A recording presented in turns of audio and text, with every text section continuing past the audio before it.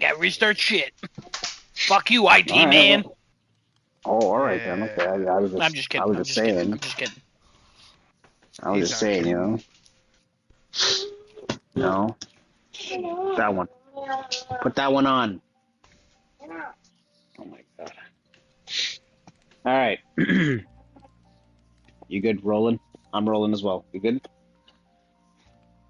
Are you asking me if I'm good? Yeah.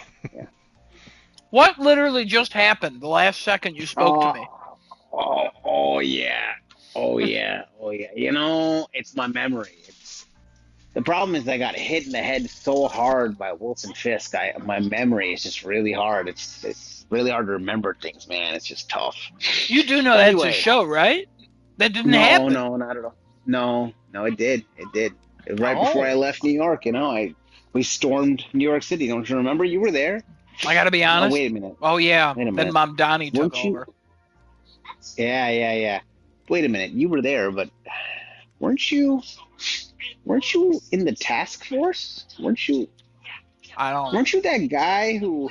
I don't want to talk about my past. Okay. All right. Anyway, so welcome everybody to another episode of Crafting a Chat. It is May 5th, 2020, 2020, 26, 20,000, Yep, that's 2000. Yeah, that's it. Man, it's May already, guys. That's crazy. We're almost halfway through the year. Summer Games Fest is next month, busy month for us, and then the rest of the summer is going to be a bunch of gaming shows happening and a lot of gaming news. We're about to head to the peak of gaming news for us, and it's going to be crazy. It's going to be great. Anyway, so Kevin will not be joining us today, but I do have Destinoto. I got Adam. I'm present as well, Genesis on the podcast, and we have a special recording from Kevin, so he won't be left out by still giving his ideas out on the podcast. But he will be joining us again next week. He had some prior engagements this week, which the man deserves a day off, so it's all good. No, he doesn't. Yeah, he does. You shut up, okay? I don't want to hear you. You be No, I quiet. agree with Destinoto. No. You guys have to understand. He is a hardworking white man. As we all know, in the current climate that we live in, hardworking white men deserve a day off. Minorities. I want to point fuck out 'em. that Kevin made a promise last week to do something this week, and he has broken that promise with less than 48 hours notice. As I said, hardworking white man I'm white. deserves a day off. Me You're too. not. You're sand. You can't be white. Don't even tell me that. I'm legally white. I'm sorry, but I am legally on government records white. I'm a white man. Nah, it's okay. Don't worry about it. I know answered you're the not. survey You're that way, sand. too. You're a liar, first of all. You should not be answering that way. You lying criminal. What do you Speaking of answer? criminals. Asian? Yes. Nah, that's weird. Don't do that. Why? Okay. All right. Doesn't seem right. You know what I mean? That's actually Says what the I do, Sandman. But, I'm white. Anyway, speaking of criminals, gentlemen, I'm taking the day how are off. we See ya. all feeling tonight? How are we all doing? taking a day off. What? Later. You can't. You can't take a day off. You're white. You can't take a day off. Destinoto and I taking a day off. All right. Then. I guess I'll run this podcast on my own today. Go and have a picnic. Where are you going to have a picnic at this hour? In Anywhere. California, it's 3 hours back. Okay. To fly there takes about 5 hours. We're already there. You just don't even know. Oh. What do you do? Take a train over there? Because that's the way he's coming over here. That's not the only way I travel. Yeah, it is. You do remember I am flying back, right? Yes, I understand that. But the train is the preferred way of traveling for you. It's not preferred. I've just always wanted to do it. Well, there you go. And when one man goes, hey, come to my house for a week, and then goes, hey, by the way, I only got 1 day off now, come for a day, you might as well spend some time. You know what I mean? So let's not act like Can't believe all of this was my somebody would choice. do that to you. Oh, I didn't say it Oh, was your choice. I'm saying it's your preferred way of doing it because it's more scenic. Well, you either How? get cramped in a plane for 3 hours, or you take a nice train ride. How can something be my preferred way before I even experienced it? You'll experience it and tell me you're gonna tell me like that was amazing. I like the idea of a train. That's good. I also like the Whoa. idea of flight. I don't know if you like the idea of flight. What do you mean? I love heights. I like windows.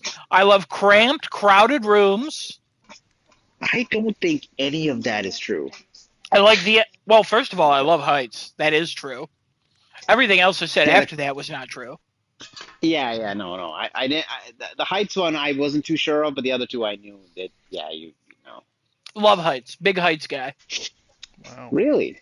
Oh, Why do you like 100%. heights? What do you mean?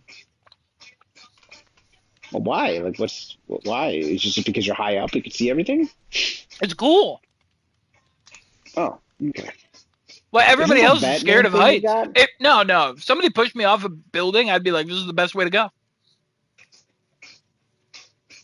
I mean, yeah. Depending on how high you are, you might die before you hit the ground. In what way? Heart attack or something? Oh, probably that, or you're falling fast enough that your neck snaps. I'd be at peace. I wouldn't have a heart I attack. guess. You gotta turn it on. I'd be like, well, shit. Well, shit. Then I would live and I'd be fucking pissed. Because you'd just be paralyzed. Thank you, You'd just be totally everybody, for paralyzed. supporting me on my journey after I fell 10,000 feet. Thank you for supporting me. Anyway, so what did we all do last week? Anybody want to start us off? It can't be Kevin because he has got to go last. So, all right, Desinoda, you're starting us off. Go for it. Well, Yeah. most of my time was spent watching a new show. Uh-huh. It was recommended very recently by a member of this podcast, and it's on HBO. Uh-huh. And it's pretty long. Go back to that. You started watching Mad Men. Yeah, get to it. I sure did. I have finished 2 seasons so far. I just want to ask one question. Was I correct? Yes. Yeah, I figured. Honestly, it's not that, like, intense of a show that I No. usually tend to watch. No, it's not. But it's entertaining in a different way. Yeah, it is. Very different way. Yes, it is. And I know the way. Yeah, Do you know the way? it is quite the show. Do you know the way? One sec.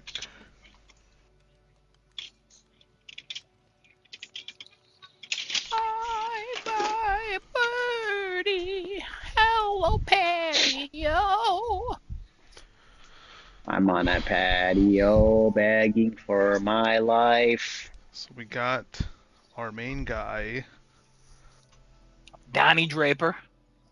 Donnie Draper. Big Also Don. Don Draper. Big Don. Also Don. Also Mr. Draper. Big Drape. Big Don. He also has a different name. Yeah, don't worry about Not a that. Spoiler.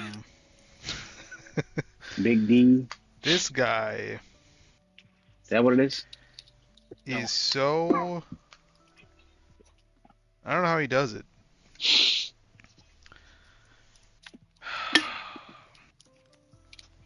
Everybody just throws themselves at this man. Oh, yeah. He's a very good-looking man who's very charismatic.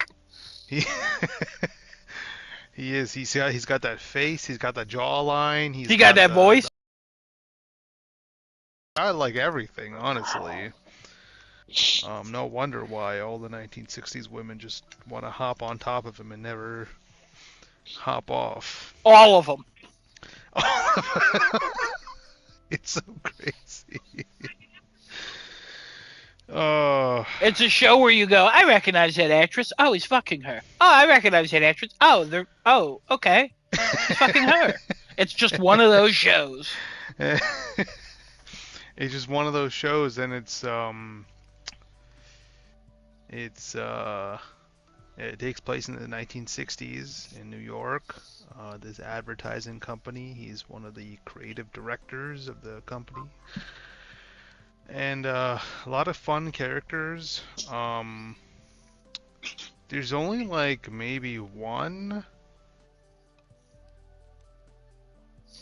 that I really, really hate. Oh, Pete? Yeah. Yeah, no, that's normal. Yeah, no, I knew immediately who you're gonna hate. Such a disgusting waste of human life. Oh my god. I hate this man so much. Oh, yeah, 100%. Yeah. Messes with he's the most psychotic character I think I've seen in a long time. Like, in every goddamn way imaginable. Makes people crazy about him somehow. Makes people crazy themselves when they're trying to like just figure something out. Yep. Gaslighting to the very absolute max. Like, he can never be wrong. He's the most smug shithole ever. Like, just disgusting in absolutely every way. Yep. Which makes you wonder, how is this guy still just, in this company, getting to where he is? Nepotism. Getting with these women the way he is. So not even like that many, but the ones that he does get with like his own wife. He has a wife. Yes, he does. He does have a wife that he treats like shit. Yes, he does. Even though his in-laws bought him his apartment. Basically cut him a check for like 30 grand or whatever. And back then, that is a lot of money. Oh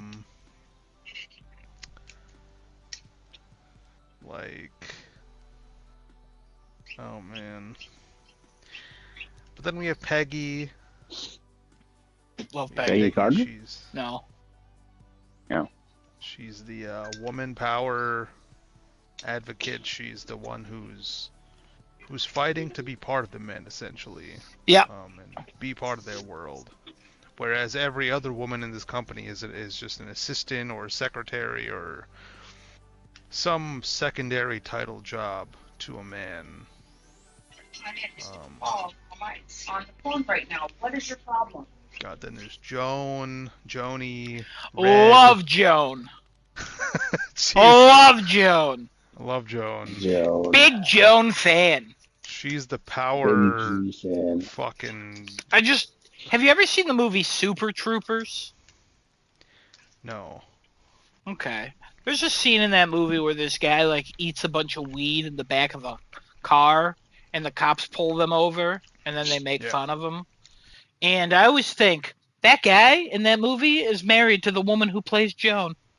And I always go, God. Crazy. I don't know if they're still married. I assume they are. But he don't look like... No, they're not. They don't look like a couple. Let's see. Oh, she Did they get a divorce? Remarried, actually. She recently remarried. I'm just going to send a picture that really sums up everything about this.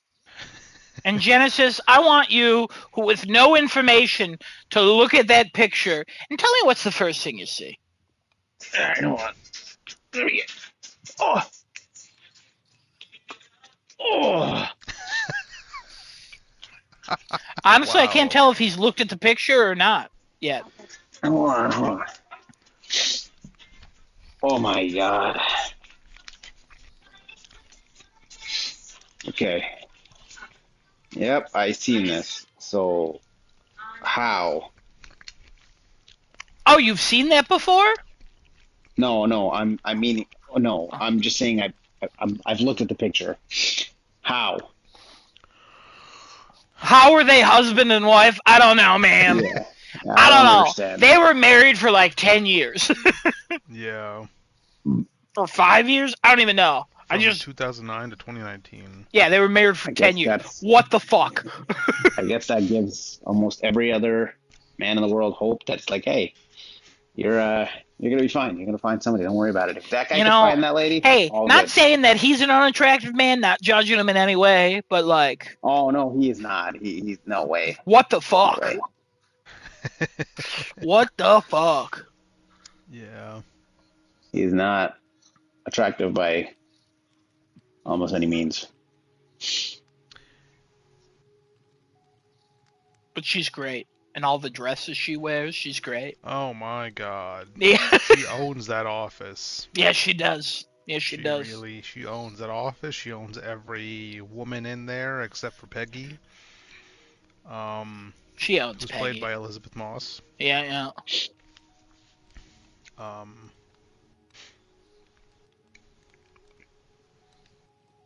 Yeah.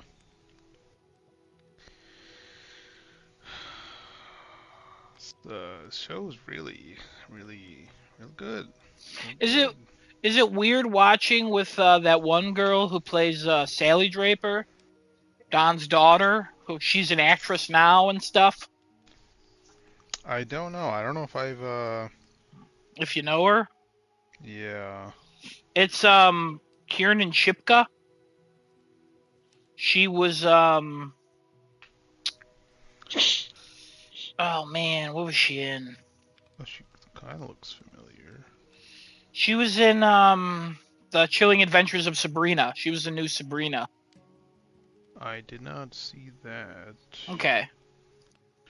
I've seen her in other things, and every time I see her, I'm like, Sally Draper, what are you doing here? Oh, she's in The Silence too. Yeah. Okay. Yeah, you know, her eyes and she's got a very large head. She does. She has a very pronounced face like Don does, so. Yep. Yeah, yeah. Yeah, every time she smiles in the show. Very adorable. So she's got that really whole entire face just smile. Yeah. Wow. Mira.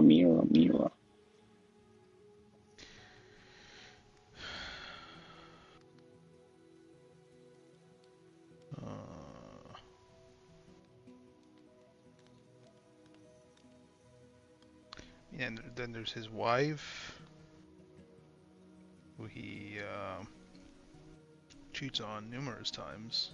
Mm-hmm. Very attractive lady. Oh yes, very much so. I don't know how he ever manages to do that, but you know, it's a show. As comments on Reddit say, some men are drowning while the rest of us die of thirst. Yeah. No. It's a collection. It's fine. I don't get it. He literally has like the icon bombshell of a 1960s wife. Oh yeah. Oh yeah. Like literal 1-to-1. Correct. Everything. Yeah.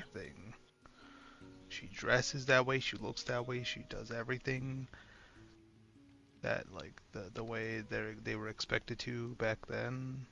Like, damn. I just want you to know, I don't know if you're there yet, but there's some actresses that come in as his affair partner, and I'm like, are you fucking kidding me? Well, because we saw Rachel Menken, we saw,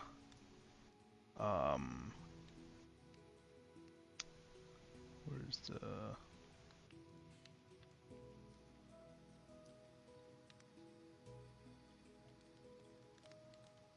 There's so many people in the show. Oh my god. Oh, the wife of the comedian that he has to befriend for the sake of the company. Mm-hmm. Uh. Oh, Midge? Yeah. Yeah.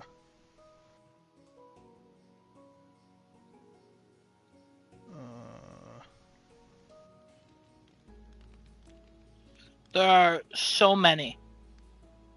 Yeah, it's just... I'm still confused about... I guess I get it now. Peggy's character was kind of just like... Probably also confused, but trying to cruise along in the company. But she made that decision to sleep with Pete, and I was like, bro, what the fuck are you doing? I gotta be honest, I kind of like them together. Really? Yeah, I mean, Peggy and Pete? I just don't like Alison Brie as his wife. I hate that. I hate Alison Oh. Brie as his wife. Because I've Like, seen Alison Brie, the actress. I've seen her. She's too good for She's him. too good looking. Yeah. She's married to Dave Franco in real life. Oh. Interesting. Interesting.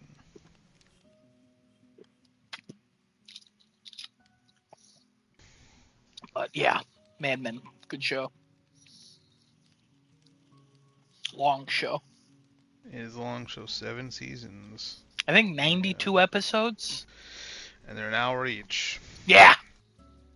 I they pretty mean much watched like the whole first season last week. Then I worked into season 2 towards the end of last week into the weekend.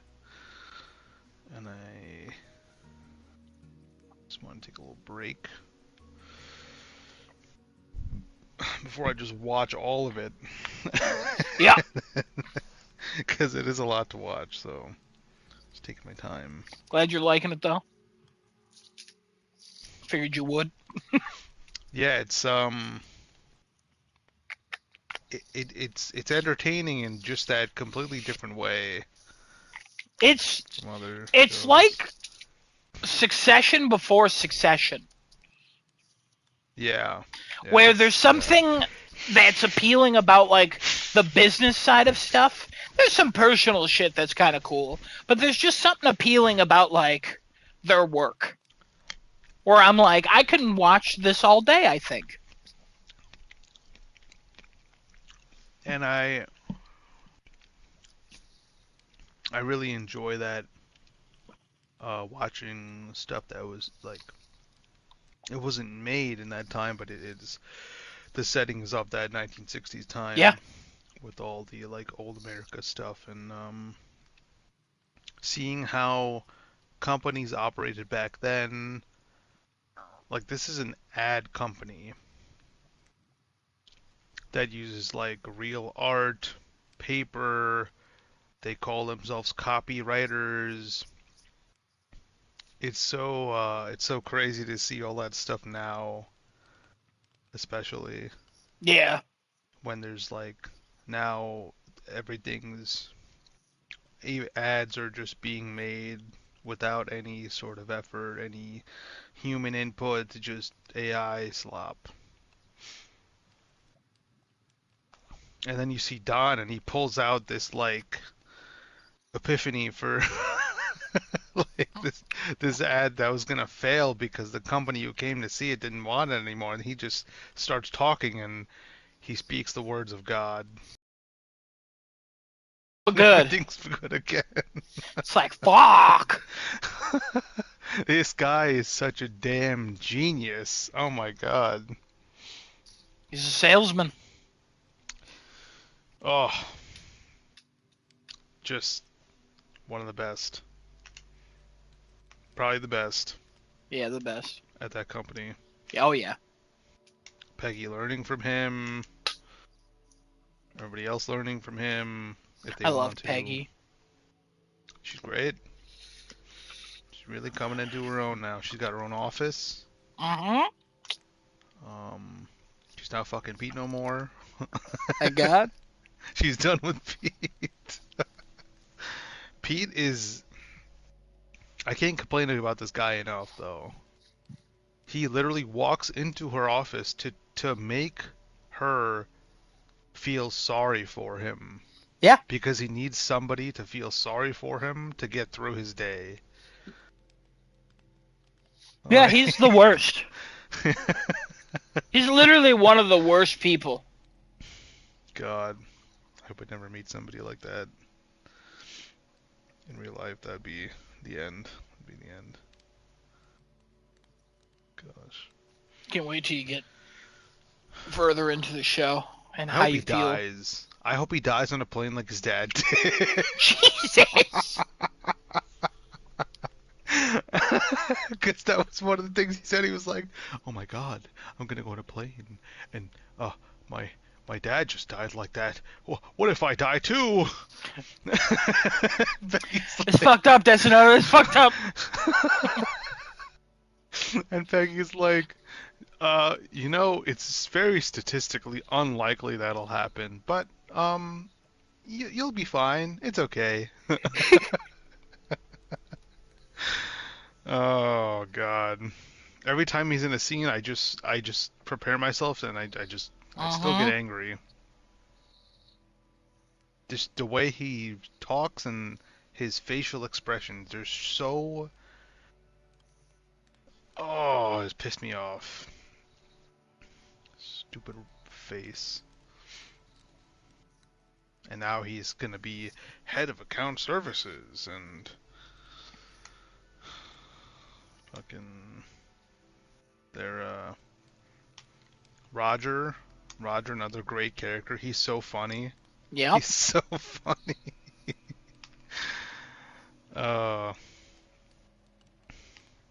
And then their head boss, Bertram? Yeah. They call him Coop, right? Yeah, because last name I think is Cooper. Yeah. He's also a character. He doesn't really do too much, but... There's a British guy eventually named Lane that I really like. Oh, really? And also Michael Ginsberg. I don't think you know them yet. Are they from the company who's doing the merger? Putnam, Powell, and Lowe? Are they from that? I can't remember. Okay. I think they're from London or wherever, so... Oh, that might be where Lane's from. Okay. That makes sense. They probably send somebody to, like, oversee. Yeah, but it's played by Jared Harris, the guy from Chernobyl. Oh. Okay. So you'll recognize him when he comes on. Okay. Cool. But I love that character. Oh, also Sal. Oh, Sal. Oh, Sal, oh, Sal, oh, Sal. Sal. Genesis, you would love Sal. Why would I love Sal? Explain to me. Oh, Sal is... He's married to a woman. He's married to a woman, very 1960s. That's why I'd love him? He's very 1960s man. Very much, Okay. yeah. He's clearly very, very gay in the 1960s. Oh! So he's trad man. Got it.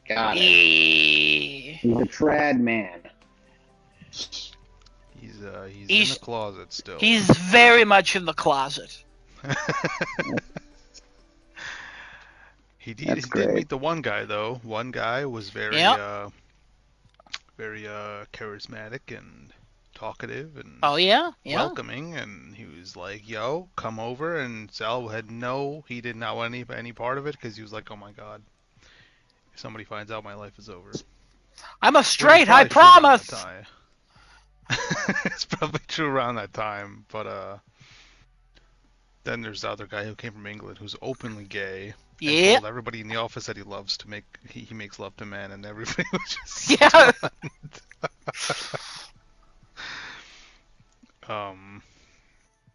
Yeah, there's some real great characters in this show. Also, it's such a wild time to just watch people just smoke and drink in the middle of a workday. Oh, that's the one thing I wanted to mention. Every single minute, there's not a moment where somebody is not smoking and or drinking. You are correct. This show. Yeah.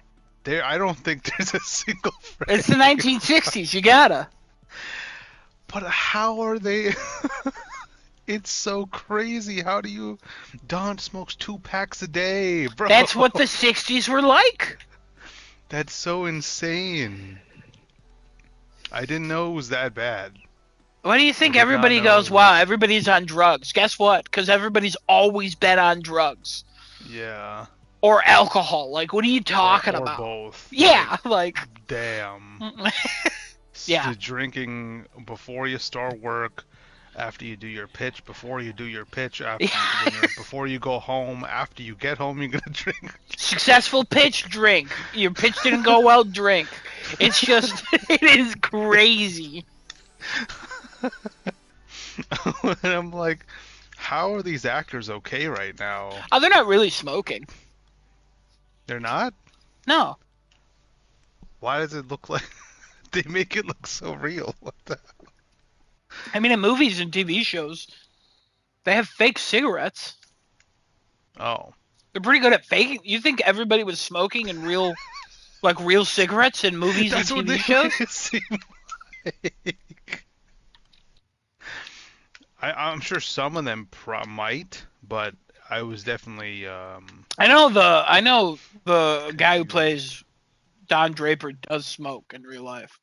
Okay.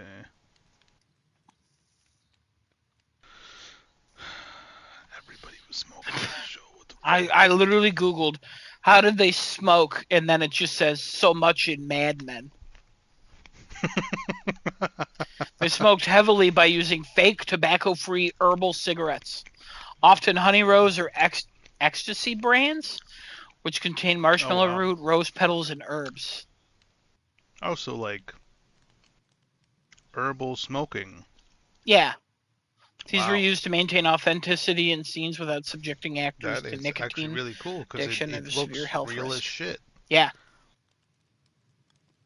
If you didn't tell me that, I would have still been thinking they're all smoking all the time. Wow. John Hamm, the guy who plays Don, said they taste like a mix of pot and soap. While Jared Harris mentioned they had to puff really hard because they were really tough to keep them lit.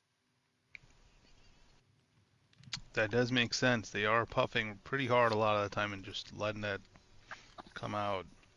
In the pilot episode, Don Draper reportedly smoked around 75 to 174 fake cigarettes. What the fuck? Look at that. Just one episode. That is so insane. I mean, one of their biggest clients is a cigarette brand. Yep. Called Lucky Strikes. Yep. Yeah, Lucky Strike. Love them. I'm sure that plays a big role in this company. Why everybody smokes. But yeah, it's still so crazy. I had no idea. I had no idea people did actually smoke that much though in the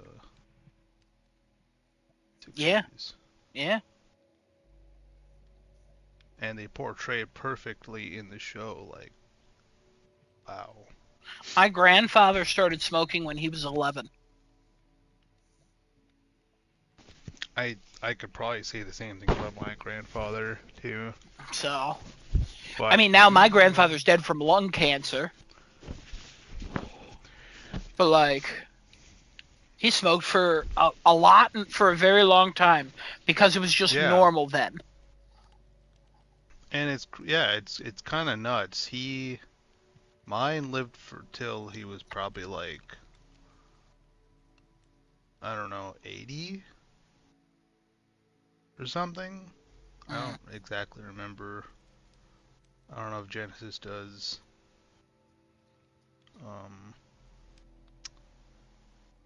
Yeah, he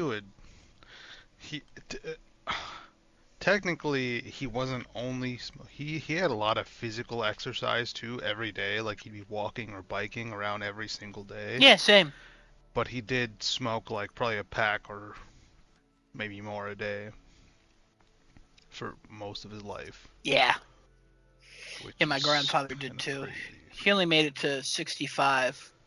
And then he decided to quit smoking a month later. He was diagnosed with stage 4 lung cancer, and he died within 6 months. Oh. Yeah. Wow. That is So, sad. Yeah. Right after he takes that initiative, and then it's too late, probably. Oh, it was way too late. He honestly probably quit because he was like, man, I cannot breathe after I smoke. Mm-hmm. I think ours died from one too many strokes. Like he had one, and then he was good for like a year or two, and then he had another. I think that was the point where he couldn't keep going.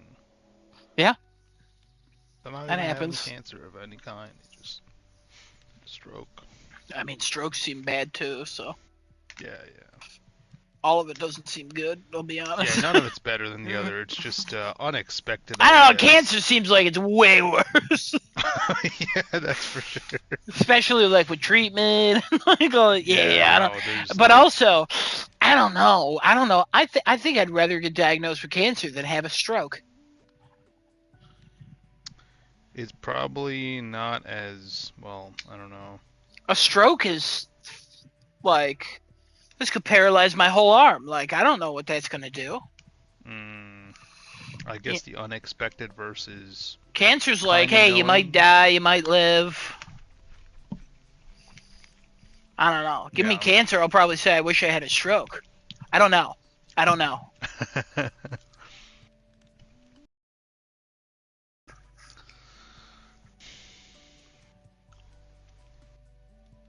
Anyways, you do anything else other than watch Mad Men? I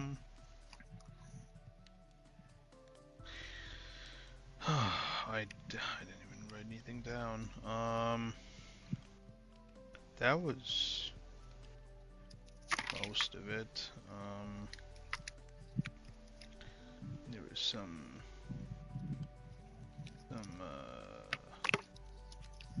YouTubes.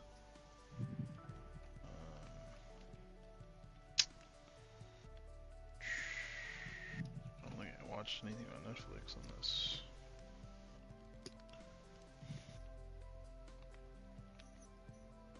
Yeah, I did not watch anything on Netflix. Wow. I watched some episodes of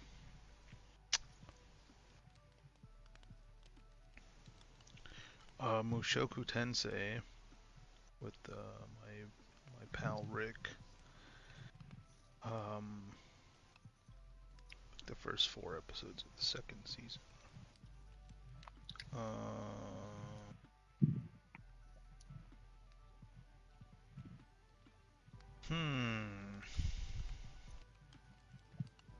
I cracked open some Yu-Gi-Oh today. I got a couple boxes, one booster box of Battles of Legend, Monster Mayhem, and then one Japanese booster box of the Limit Over collection, The Rivals. And I actually pulled a sick card in each of them, and I was very surprised because I have not really pulled anything crazy in a long time from Yu-Gi-Oh! And I only bought one box of each. So it's very lucky. One of the cards from the English Yu-Gi-Oh! Box was worth like $70 to $100.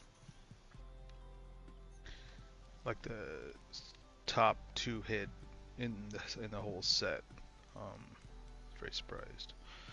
And then the Japanese one was a prismatic overframe card of one of the variants of like a Blue Eyes White Dragon, but this is a Deep Eyes Abyss Dragon, I think.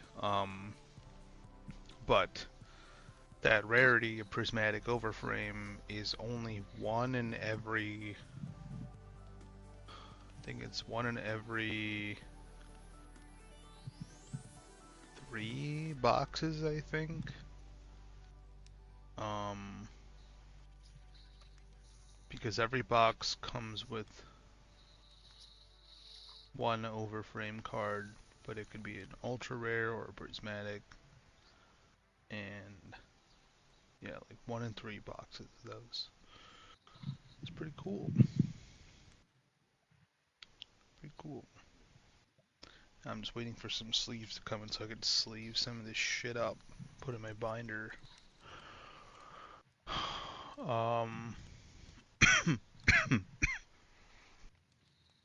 I've also been getting a bunch of shipments in from Japan over the last like week and a half of stuff that I amassed over like the month of April to like consolidate and ship together in one box. So that was like some figures and Yu-Gi-Oh cards and other little things.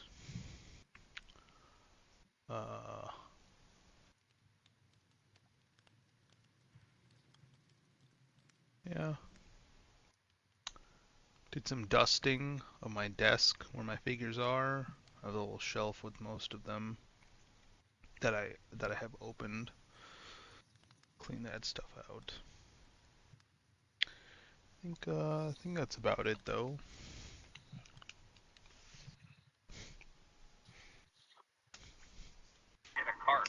Alrighty. Adam, what'd you do? You know what? I'm glad you asked, Genesis. I played. What the fuck is M-Talk? Oh, Mafia: The Old Country. I was like, what the fuck is M-Talk? I played Mafia: The Old Country. Did I? Yeah, I did start that last week. Yeah, I'm just getting a little bit further in the story, just progressing a little bit. I think I only played for like an hour or two last time I spoke about it. This time I've played for maybe like 5, 6, 7 hours ish, somewhere around there. Still working my way through the story, about halfway through according to PlayStation. I'm liking it a lot. I think it's fun. I think the mission structure is a little confusing to me based on how it's one of those games where it's open world, but like I don't feel like there's been any opportunity to explore the open world, and I feel like by the end of the game it's not going to be open world, and I'll have to replay the game. But that's kind of how the Mafia games are. Like Mafia 2 and mostly 2 in the original first game. They were, hey, it's kind of open world, but also the missions tell you to go places, but you could just not do those. But I think it ruins the experience a little bit, so I just haven't been doing that. Mafia 3 was linear? No, Mafia 3 was super open world. Mafia 3 was basically a Ubisoft open world game. It was fucking awesome. I loved every second of it. Sorry to use the unfortunate U word there, but it's the best way to describe it. But yeah, I'm liking the story a lot. I'm liking the characters. I'm liking what's going on here. First time in a Mafia game where you're sleeping with the Mafia boss's daughter. Oh. Which is, once it started happening, crazy. I was like, how did I not think of this happening before? Before, you always found love somewhere else. But this time, you're sleeping with the Mafia boss's daughter, and honestly, I don't think it's going to go well. I think that's what's going to be the downfall. So, yeah. Slippery slope. Yeah. What else? I played Dark Tide with the other 2 boys, Mr. Boar and Mr. Boar with a C. Mr. Boar with a C, thank you. And just playing it. We only played on Friday because Mr. Poor was sick on Saturday and Sunday. He came down with I'm a little bitch. Right. Wow. No, he said he was just on the couch all day, just felt like shit. So, and I was like, damn, that sucks. Mr. Boar with a C said he was a bitch. Mr. Boar with a C also was sick last week, but he has a child, so he's sick every week, it seems like. Yeah, Similar to our friend Genesis here. Yep, 100%. That's what it is. And so we didn't play that. We only played Darktide one night. So Mr. Boar with a C, God, that's weird. We got Space Marine 2 on PlayStation Plus. I had it downloaded because Kevin and I were going to play at some point. We just never got around to it. And then Mr. Boar with a C was like, I'm already like 3 missions in the story. Join me. And I joined, and then we've been doing some co-op stuff in it. And it's going through that. Playing it on my alt because I don't want the trophies. It's a fun game, though. It's a fun game. I'm doing a lot of melee. I'm the assault class most of the time when we're doing like the side online stuff where you basically do these extra missions and you could be whatever class you want. I choose assault because they give you a hammer and I am fucking deadly with it. Like we're playing with all these people and I am just absolutely crushing people with it. You know what I mean? Like we're not. It's not PvP or anything, but like, damn, if it was, I'd be winning. I'll tell you what. Having a great time with that. And then what did I watch? A lot of YouTube. I'm not gonna even talk about all that. But I watched Daredevil on Propel Genesis. We watched episode 7, and then we watched episode 8 right before this, the finale. We'll talk about that. And then I watched Gary, which was the surprise drop of a prequel episode of The Bear, starring Mikey and cousin Richie. And it's about them taking a trip to Gary, Indiana. Written by both of them. The real life actors who play them. They wrote the story, which is interesting. Wow. And you can tell they wrote it because the dialogue and script pretty funny. The interaction between them great. It's got those character moments that I think the Bear is known for. And it's wild to see Richie before his character growth. And it's nice to see Mikey, but then at the same time, it's, Mikey, he had problems. So, man, this was like an hour thing. My mom watched it. She's not even caught up on the Bear. She was like, those are my favorite characters. I'll watch this. I'm like, your favorite characters are Cousin and a dead guy? Like, what the fuck? I'm like, I love Cousin. Everyone loves Cousin. Richie is like everybody's favorite character, but also Mikey's your favorite. Get the fuck out of here. But yeah, it was good. I enjoyed it. It ends on, I would say, a cliffhanger a little bit. As much as the Bear could end on a cliffhanger, I guess.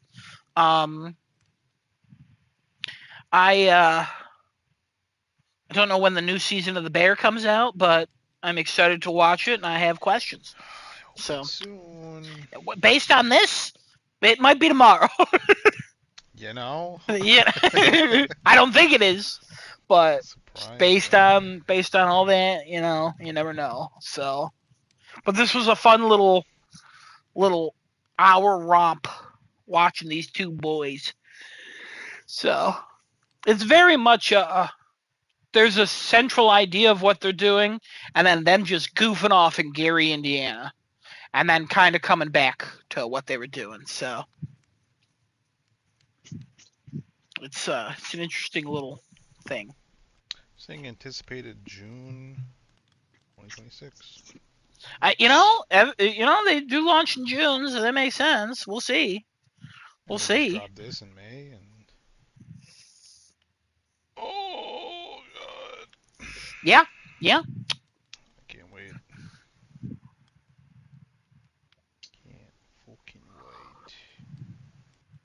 Can wait.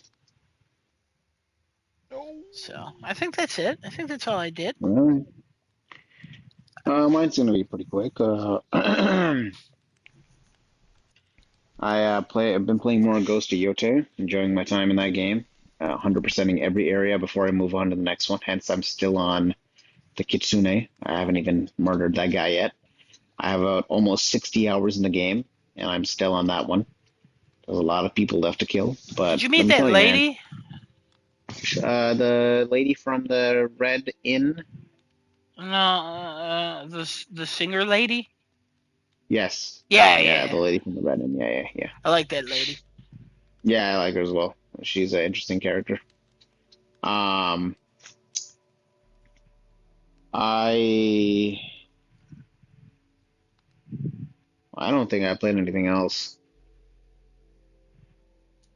No, I didn't play anything else at No all. I portaling? don't think. No portaling. I gotta play some Sly Cooper on the Portal, and then I'll maybe portal a little more. I know. I gotta get back to God of War, Sons of Sparta. I gotta go back to the Portal. Start that again. I didn't play enough. I need to finish it and be done. But no, I've been trying to just go through Ghost of Yote so that I can start some other games too, because I'm interested to play Pragmata and Resident Evil and all that. So. I know. I gotta platinum the old country before Lego Batman: Legacy of the Dark Knight comes out. And then if Bond is good, fuck. It comes out the same day. You're done. I know.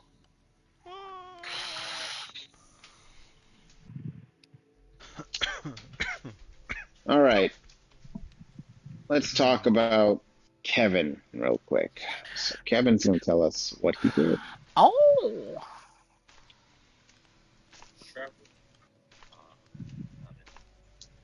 For Saros. Oh yeah, you gotta start over. It's Kevin. What I did this week was I played Saros. Good volume. I played Shrouded. That's about it. So for Saros, I got much further than the last time I talked about it. So we're just going to do some thoughts thus far on the game. I have completed the entire first act of the game, so 5 bosses in.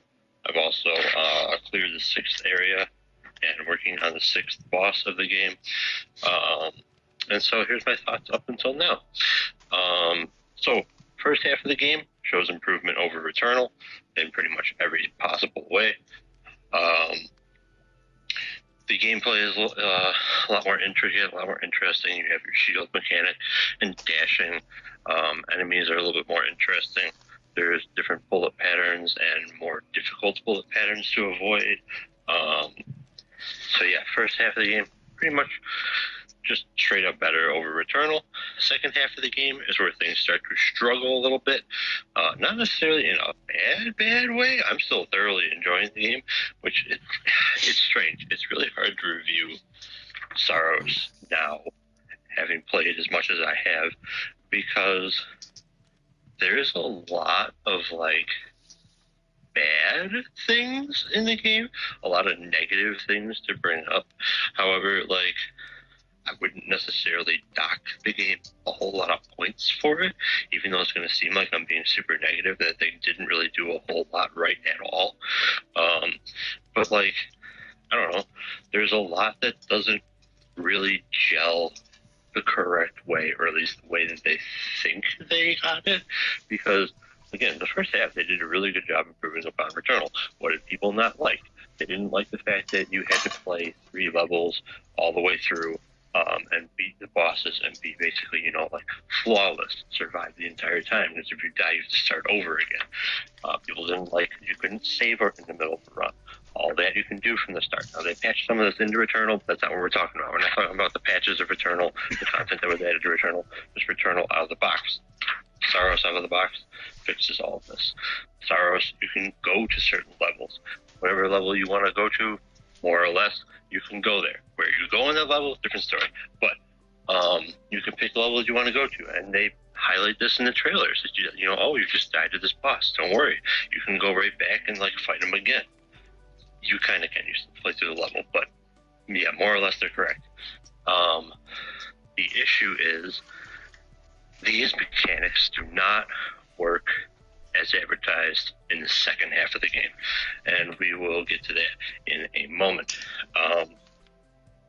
Because the second half of the game, the number one thing that is like always stacked against you is the fact that if you pick one of the later levels to start in, you have whatever weapon you had in the previous run scaled down to your starting proficiency level, which means if you had a higher proficiency gun with multiple traits unlocked, those like, I don't know, Final Light 2 or whatever, it really depends on what your proficiency level is, but some of your traits are going to be missing.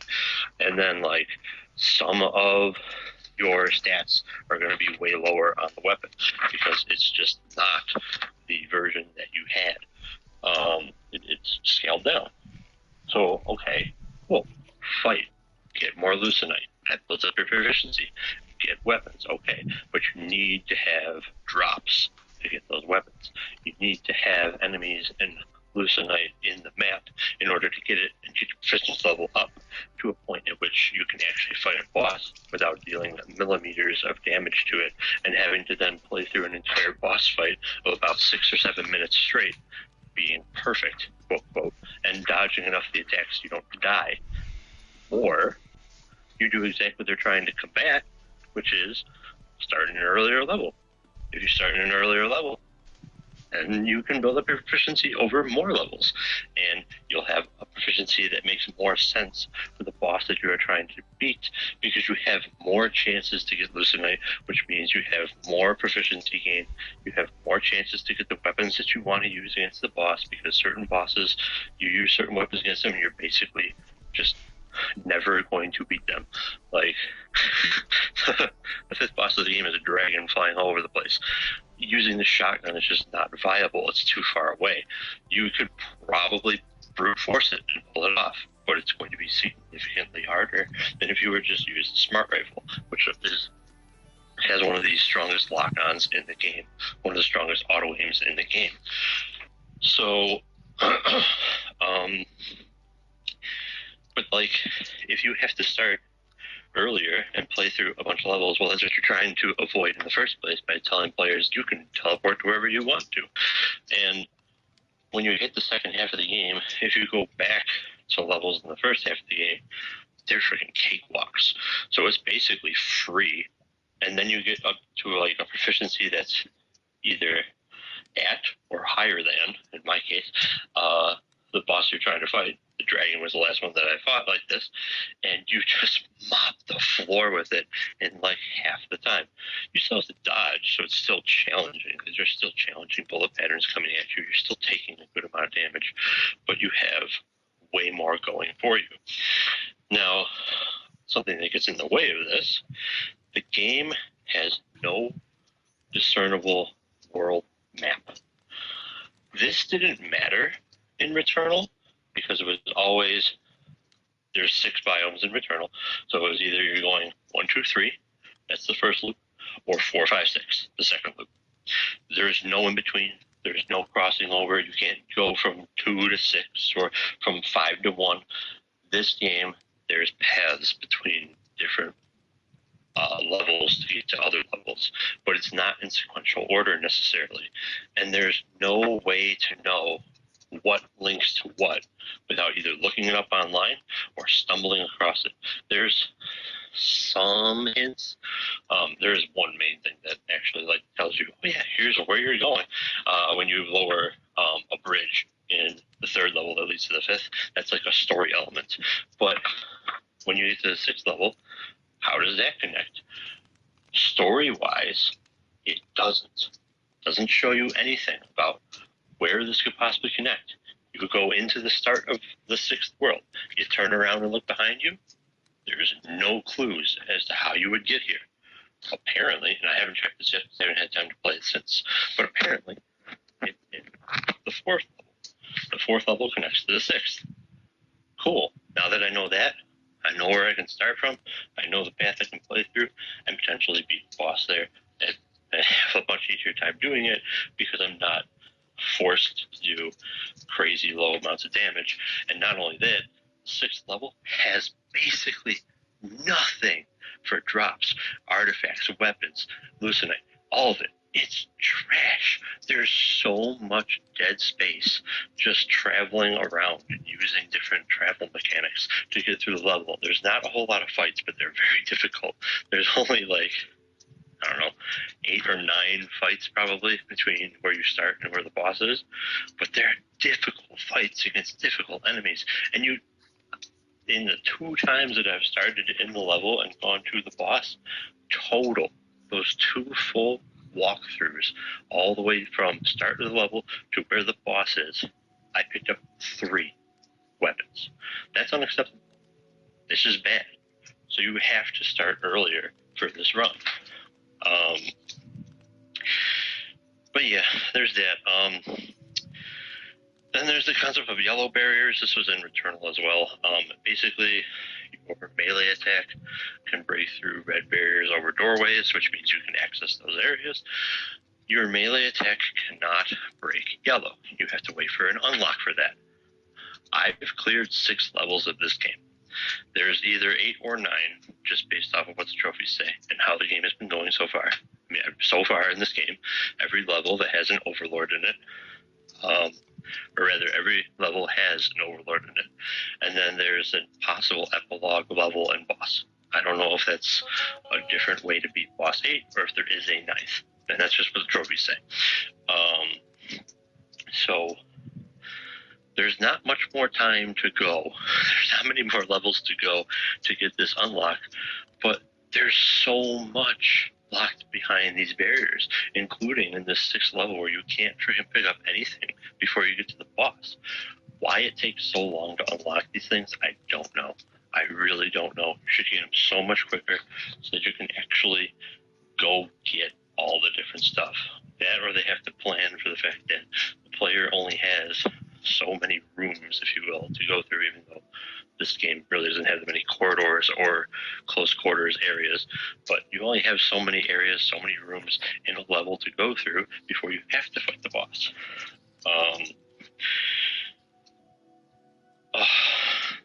Sorry, looking at my notes because now I've gone way out of track. I wrote notes to stay on track, and then I just ran with it, and now I don't know where I am. But yeah, and then going off of going back to earlier levels and progressing through those to get more proficiency, more weapon drops, get your better weapons, blah, blah, blah.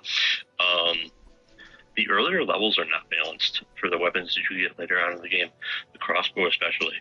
Crossbow just absolutely annihilates all early game content because it has a lot of, if you roll into the right stuff, it has a lot of homing shots, and then those can also cause bleeds. And a good chunk of the early game, it doesn't really lock you in an area. There's not like a lot of pitfalls. So you can pretty much just trigger everything to spawn, find a safe spot, and continue to shoot a wall and just have the homing shots rip everything apart in the room, and there's minimal risk to you. So they kind of double fail here because they're not accomplishing the whole, just pick up where you want to play pick up. Go to the level that the boss is in and just play through that, and you'll be able to beat the boss. They're also losing the fact that when you are this far into the game and you go back so that you can build up weapon proficiency so you can actually do respectful damage to the boss that you're on, you just annihilate that early content. It's not even like remotely a challenge, including the nightmare strands in the early levels, which are supposed to be the hardest content in the game, I think. They certainly are the hardest fights in the game in like singular rooms, but again, you contribute a lot of them.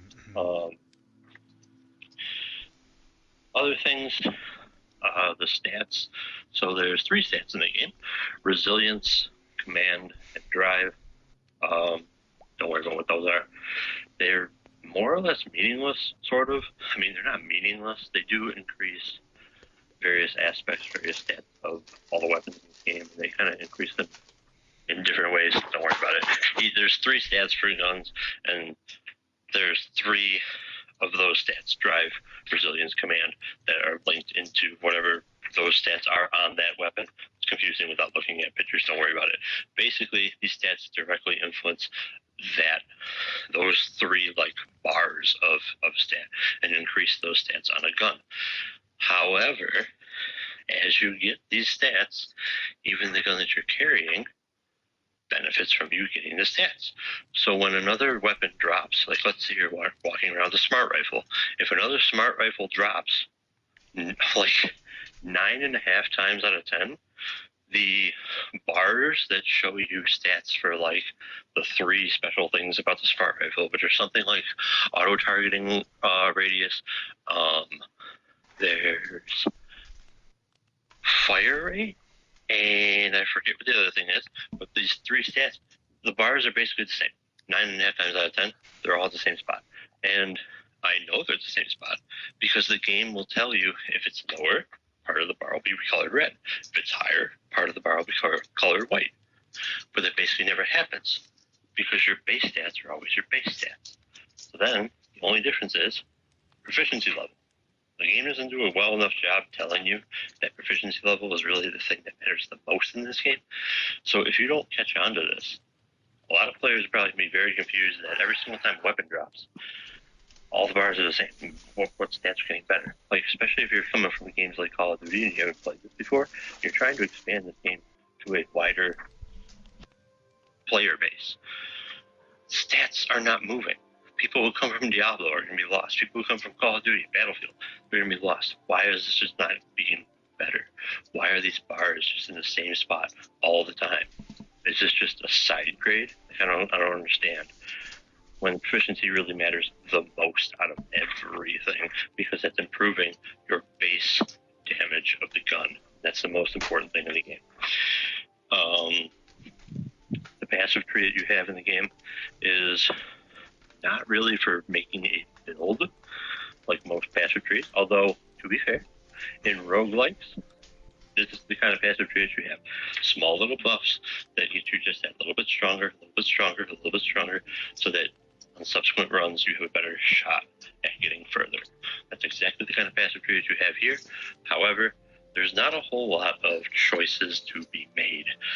It's really, I mean, in the early parts, maybe, but especially if you're like clearing bosses on your first attempt, like I started to get to, I cleared the 3rd boss on my first attempt and the 4th boss on my first attempt.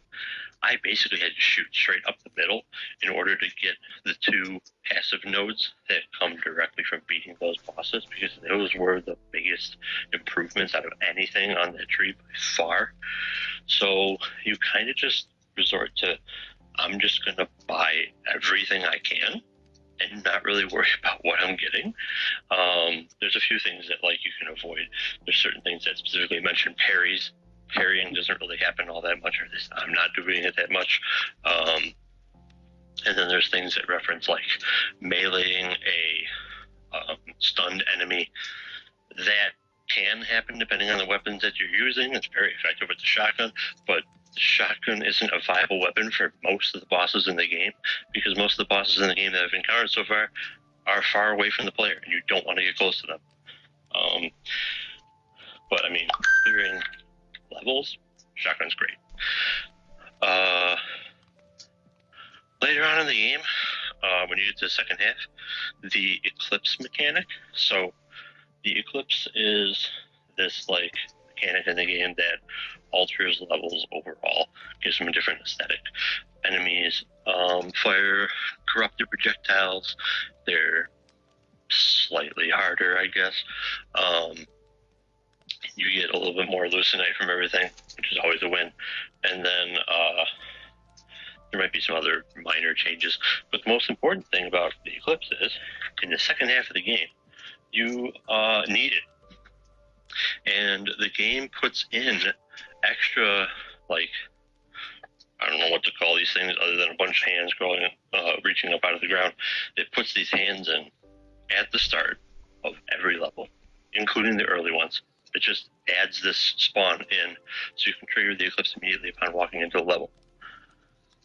At this point in the game, you need to be in the Eclipse.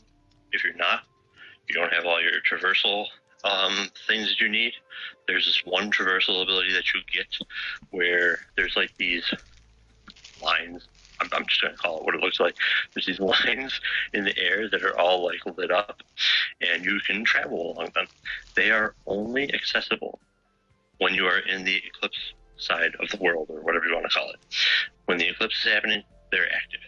If the eclipse isn't happening, they're not active. You need these to get to bosses in the second half of the game. So why then do I have to turn this on? Why is it not just on permanently and a story element? I don't understand. Like, you can just do that. Returnal did something similar. I don't know. It's a minor gripe, but it's like, do I really need to walk up to these every single time and turn it on and watch the same freaking cinematic? That takes not long, thank God, but it's required. Just freaking let me default to it.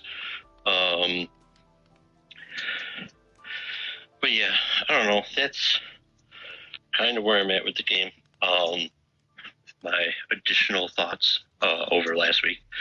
Again, I'm still having a great time with the game. The game is still a very good game. Do I think it is going to be a Game of the Year contender? Last week, yes, I did. This week, no. I don't think it's going to be a Game of the Year contender. I don't even think it's going to be considered for any awards. It's just not doing enough to pull in more people who wouldn't have already played this because they enjoyed playing Returnal. Some of the people who jump into this from elsewhere in the gaming sphere, or whatever you want to call it, yeah, they might really enjoy the game and they might have a great time with it. They might think it is Game of the Year material. I just don't think it is, because it's not accomplishing its mission statement goals in the later parts of the game. It's just not. But I mean, to each their own. And like I said, I'm not going to count this against the game all that much, because I thoroughly enjoy playing the game. I think it's a great game. And I don't mind going back a few levels to make progress, to have a fight against a boss where I don't have to be like perfect and dodge a whole bunch of stuff for 8 and 9 minutes in length. And that's not me exaggerating. These fights take a while against bosses if you don't improve your proficiency, where you can do enough damage, or you don't have to be perfect and dodge a whole bunch of stuff for an extended period of time. And that's only if you get the weapons that are best suited for the boss. And if you're just going to certain levels and starting in the level with the boss you're fighting, there's a very low chance of actually getting a weapon that you want in that run. And then your best thing to do is just quit, go back to the start, and do it again. So why would I do that? Why not just go back to the beginning? Because even if, like, let's say you're going through the early levels and you get like proficiency, I don't know, to throw out a number, that's not going to mean anything to anybody who hasn't played the game.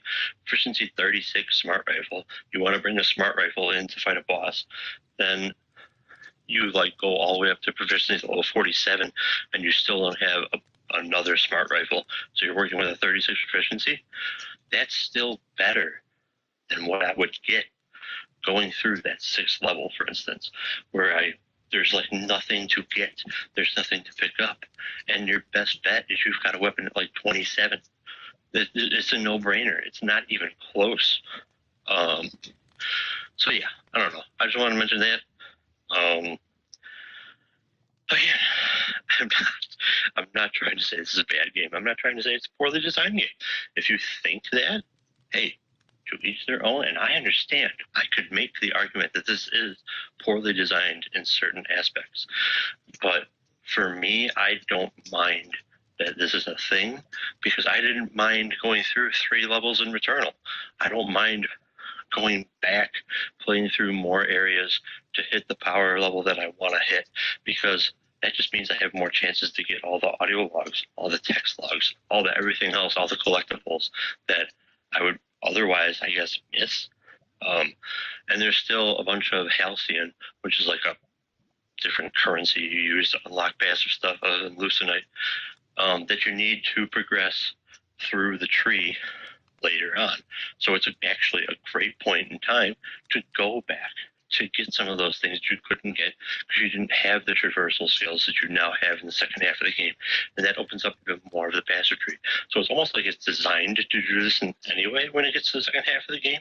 You're supposed to go back into earlier levels, start from there, and move forward.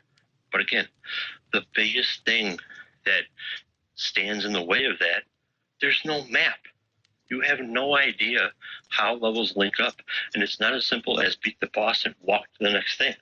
Sometimes you have to find a random bridge at some point in the level. Sometimes you got to find some other whatever the hell to link up to wherever it is you're trying to go. So, yeah. But I think, I don't know, at this point I'm kind of like repeating myself, so I'm going to kick it over to everybody else if they have any comments. Thank you, Genesis, for playing this for everybody. Hopefully it actually comes out okay over the phone and headset. And if not, I'll restate everything next week where everybody can understand me. Have a good podcast, everybody.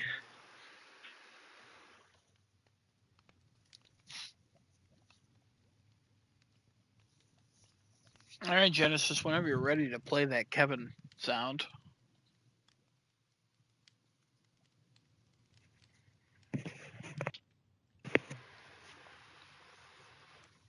Hello? Hello.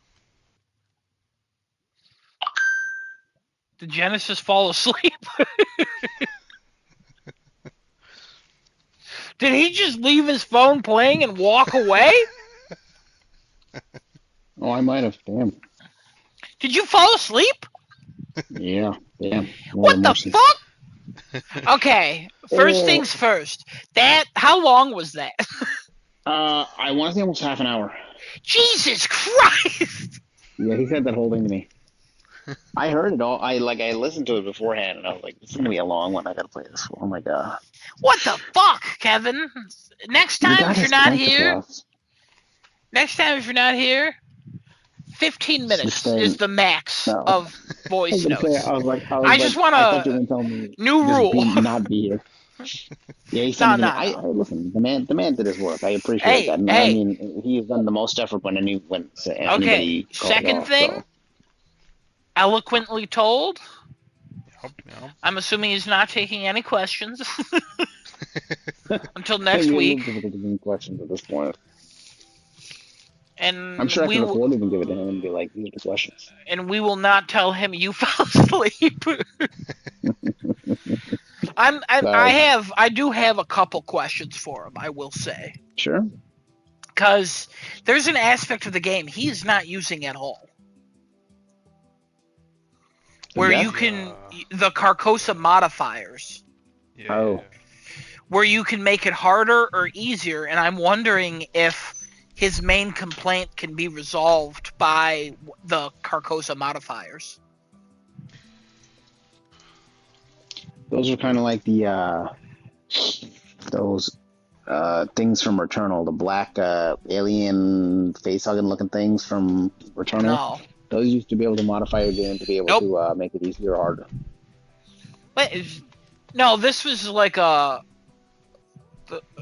this wasn't in the first game, I don't think. No, these aren't. I'm saying they're similar to that because that would make your game either easier or harder. That's and you can choose like how to do Which that. ones And you want. I'm wondering if there's like a thing where it's like hold all your weapons or something, you know? I don't know if he's looked into it. I assume he has. I'm not sure though. Oh. But I think maybe he was just trying to do the vanilla experience first. Well, the vanilla experience is the Carcosa modifiers. Without any modifiers? No, he wants to do the whole game without using it, but the whole game is designed to use those modifiers. Yes. Yeah. So I'm wondering if there is something in there that would help him. Because I watched Mystic's video about his thoughts on it too, and he kind of said most of the same things. Yeah, he did. Said, yeah. So And he also did not use the modifiers yet, so... I'm starting to see people saying, wow, 2 people are watching, what the fuck's going on there? I'm seeing people talk about the game, and they're saying, like, if they've never played Returnal, they're saying they absolutely love this, and they can't wait to try Returnal. And if they've played Returnal, they're saying, oh my god, I love this game, it's not Returnal. So...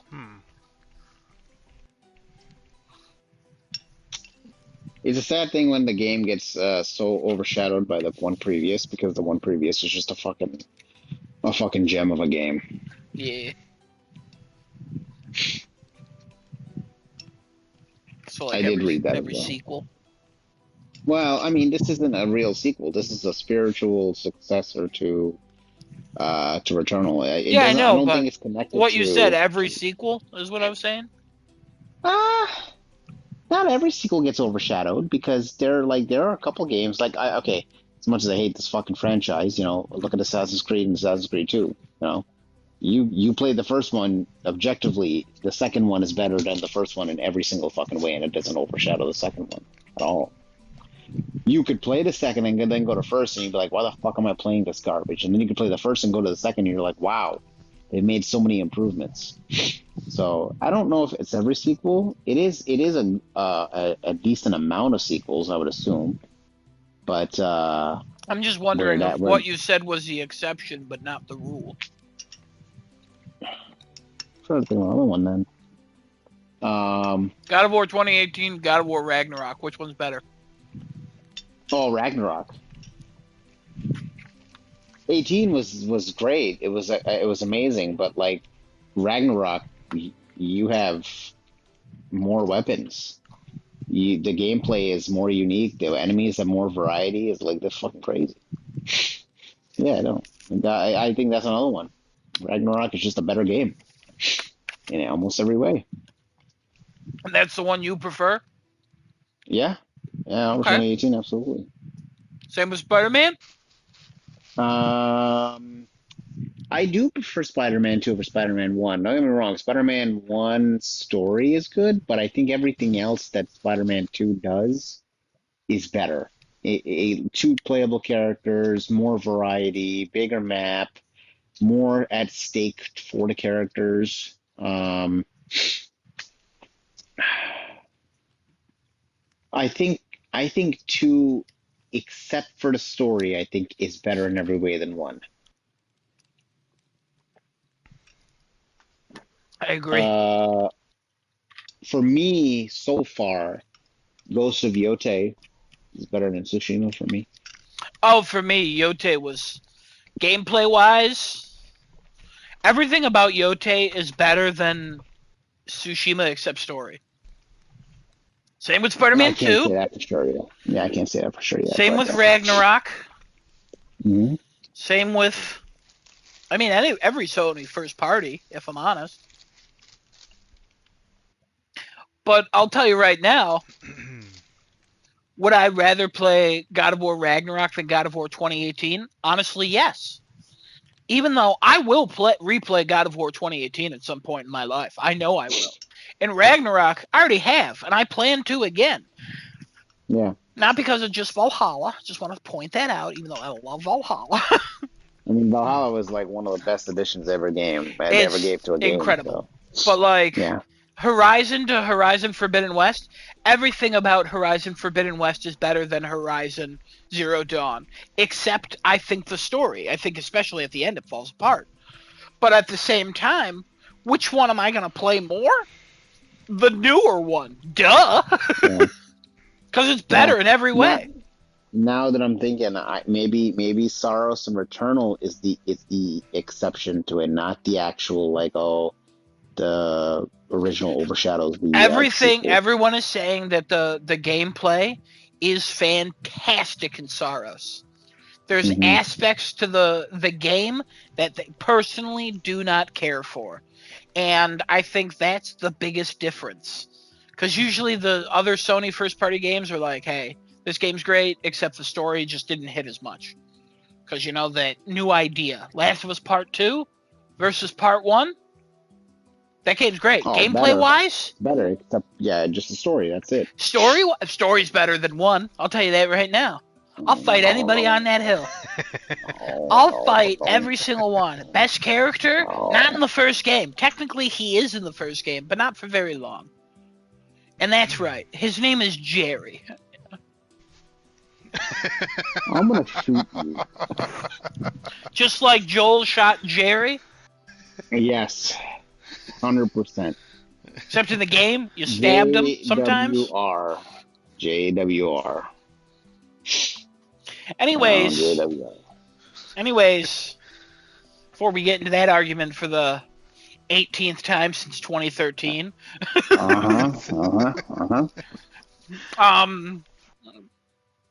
Yeah, I think it's very interesting. I'm curious to hear more of Kevin's thoughts. Not more of Kevin's thoughts. I got enough of Kevin's thoughts, I'll be honest. But like, props to thoughts. Yeah. Well, I want to hear when he finishes it. Those were his final thoughts. He has passed away. He went to a glass museum. He dropped the glass and it shattered his psyche.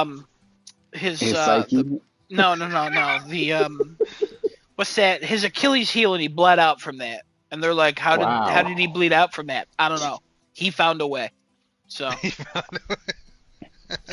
it's like in the movie, the famous Matthew Perry movie with going through there. What? One of the major isn't it one of the major arteries or major valves kind of going from all the way down there all the way up? Isn't that like?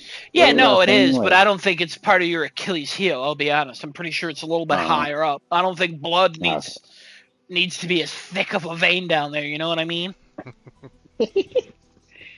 Yay. But there's a movie with Matthew Perry, R.I.P., and Bruce Willis, almost R.I.P., where they not yet. No, he's dead. No, stop. But it's the whole 10 yards box office bomb and a sequel to the whole 9 yards. But somebody gets shot in the foot and he dies because he bleeds out in a trunk. And they are like, how the fuck did he bleed out? And it's like this whole comedy thing. Foot on the surface. It's real hard to bleed out on your foot. Kevin's listening to the podcast right now. I just want to say that your segment was great. Yep. Very well organized. It went on for a very long time. And if you're ever out again, 15-minute length is the cutoff. That's just for our sanity, because if somebody talks for 30 minutes straight, then a little people start to lose the wackadoo. They get a little wackadoo. Thank you, Desinata. So wackadoo. But very well thought out, Kevin. Yes. All right. Very well thought out. Very well prepared. Also, the paper sounds didn't come through. I didn't hear paper rustling that much. So he was worried about the paper being rustled. Oh. So he was all good there. Also, very clear. Yeah. He on Telegram, and I was like, wow. Well, he texted me and he's like, "Oh, I could record my thoughts and like you could play it over the air." And then he's like, "Wait, Genesis's microphone always hears sounds. I'll just have him play it." And I said, "Genius." You're right. Oh no, Kevin was right. Kevin called that one. He was absolutely correct. That like we had to give it to you to play that out, and you did. So I love it. And one of the few times this thing comes in handy. Yep. So it worked out beautifully. It almost felt like Kevin was here, just a little bit far away. You know what I mean? Yeah. One of the most clear times Kevin has been. More clear than Mr. Boar with a C sometimes. You know what I mean? And it's true. Mr. Boar with a C, when you have to listen to him sometimes, you're like, what the fuck's going on here? Well, why you sound like you're light years away from your mic. No, my microphone's in my mouth. How come you can't hear me? No, I don't know. I'll be honest. His microphone always sounds like it's in his mouth. I hope he's listening. Mr. Boar with a C, your microphone always sounds like it's in your mouth, and I think that's the problem when he speaks. It cuts out so much because his mouth is right next to it. But then it also like zooms away, and he starts. Yeah, it fades in and out. Lower. Because his speech pattern is weird, and his voice is like on the deeper, higher end. It's so hard to explain what his voice is. Because he'll be like this, he'll be talking like this. Hey guys, it's big. And it's like, yeah. And then he'll just, like a tree, but then he'll start talking about something and be like, that's crazy. And then I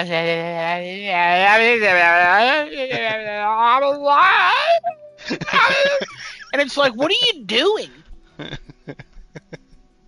But like his voice like goes, it like he catches himself being a little too excited, a little too loud, so then it fades away a little bit.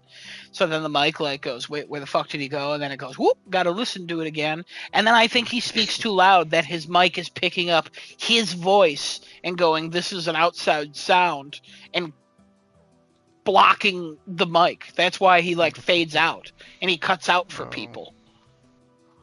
I'm telling you, I've been tracking this for years. I've been trying to figure out this issue.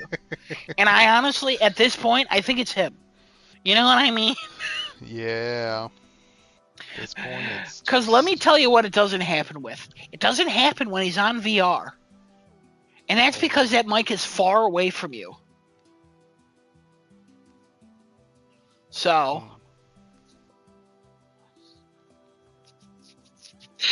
there you go. Wow. We just figured out Mr. Board with the C's mic problems. We just figured out Mr. Board with the C's mic problems. We just figured out Mr. Board with the C's mic problems. God, I wish his name was shorter this week. That's funny. All right, we got any topics to discuss? Well, what do you mean you will talk about Daredevil, obviously. Let me take a look real quick at the old Reddit here. See what's brewing on the Reddit real fast. I have one really retarded thing. Oh.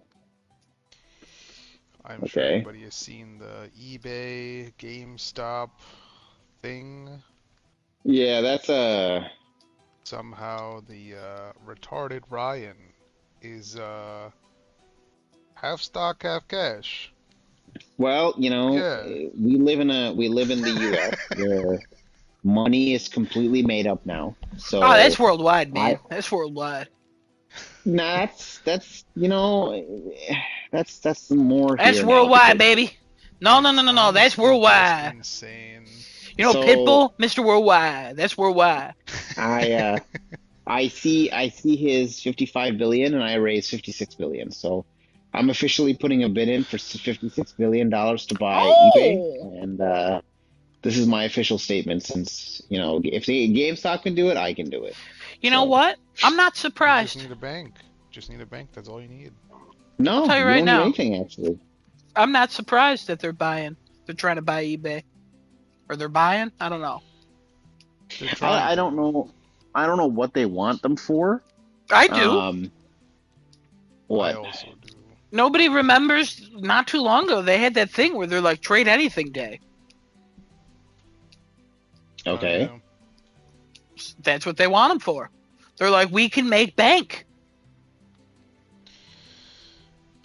People will just give us shit for video games. So they're like, we got all this shit to sell on eBay. Fuck it, buy eBay. We ain't paying them seller fees. By the way, I reached out to my seller to see what the update on my shipping fee is. And he said eBay is still looking into it. Oh my god. Wow. It's been like, what, 2 months now? No, it's been longer than that. 4 months. Yeah, it's been like 4 months. Oh my Genesis' birthday was in September. Let's see, all right, the guy got it back in December. Got it back in December. It's been 5 months. Yeah, just about. And what is he waiting on exactly? He keeps saying eBay is he's waiting on eBay to approve him giving back the money. Why? I don't know. Would they have to approve him Couldn't tell you. refunding you? That doesn't Literally make any sense. couldn't tell you anything. You know. I think he's just stalling for you to like forget or something. Oh, that's the thing. At this point, I know what he's doing. And I'll tell you, I can go the rest of my life not seeing this, what, $84 or whatever the fuck it was? Yeah. But I will be a constant reminder of this man. And as soon as he stops messaging me, I'm going straight to eBay with the screenshots that I have. Yeah. So. At that point, I definitely recommend calling them for sure. Yeah, I also have his address. I will write him letters. That's the thing. I just wanna put this out there. I'm not a psycho. I'm not a killer. No. I'm not a crazy person. This guy's just being. But there is something inherently wrong with me. There is a sickness in my brain where I need. You guys know this about me. I need not closure. I need like. I was proven, and he told me that I was correct. And now I need the reward for my correctness. All right? Yep. Sometimes that doesn't matter as much. This is one of those times where it matters a little bit. Are you Wilson Fisk? Now, I've done a lot for this city. No, I am not. Because I don't believe in murdering random protesters by punching them in the face, picking them up and breaking them against a wall. That was fucking crazy. That's different. That's his philosophy, though. Is like right there. No, it's justice, not. You know? No, not justice. I'm not doing justice. Yeah. I'm having fun trolling this man because he said You're not a crazy person. I'm not a crazy person. Man. I'm not a psychotic man. But you could be. Yeah, you're absolutely correct. Oh, yeah, 100%. I'm like Joe in You. Except I'm not... You're Wilson Fisk. I'm not a creep and a weirdo like that. You know what I mean? I'm a very patient person when it comes to shit like this. If 13 years pass and this man finally sends it to me, I will say thank you and enjoy the rest of your life. Why do I have an erection listening to this? But also, this will go on for 13 years if it needs to. That's just this man thinks it's going to go away. It's not. It's just not a part of me like that. Little does he know that my body and my brain have one goal now. That is to ruin his life. No, absolutely not. I'm not a psycho. He's not Joe. He's Wilson Fisk. No, I'm not Wilson Fisk. You don't understand who Wilson Fisk if you think what I'm saying is Wilson Fisk. You know, you've done a lot for this city. And the city just doesn't want to give it back. But you're going to constantly remind... And I'll keep fighting for this city, whether they want me to or not. You'll make sure that the city knows you were the one to save it. Nah, I was just raised Catholic. Never forget, you know what I mean? Never forgive. Hold a grudge for the rest of your life. My grandma and I got along for one very specific purpose. We never forgave. If somebody's done me wrong, I'll never forgive that. Genesis, there's a part of me that will never forgive you for Aunt May. I just want you to know that. I realize that. Yeah, you've known that for years now. Yeah. There's a part of me that will never forgive that. You look me dead in the eyes in Spider-Man No Way Home, and you're like, she's gonna die. No, I didn't do that. No, you didn't say she's gonna die. What did you tell me? I said I could have ruined this for you. Yeah, you could. Yeah. I had an opportunity, and I chose. And I was like, no. I chose. Knowing that I could have done it was enough for me. Yeah. knowing that I could give you information that would absolutely fucking destroy you on an emotional and personal level. Oh, I did not see that coming at all in that movie. Yeah, no, absolutely. I did, because that fucker spoiled it on Facebook. That guy, I angry react to every Facebook post of his still. He does nothing about it.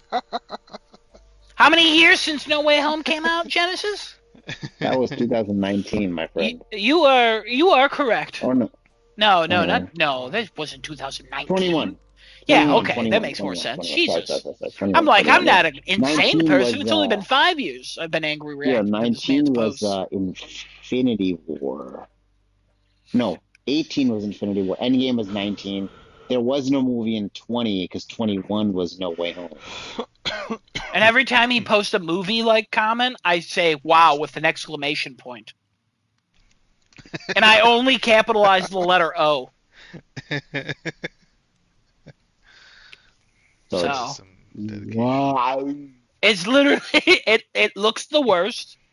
He liked it for a while. Now he doesn't do anything about it.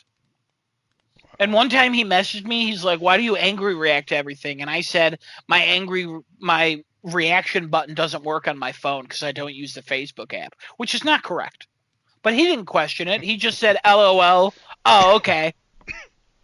Wow. So he just thinks I'm angry reacting to everybody's stuff.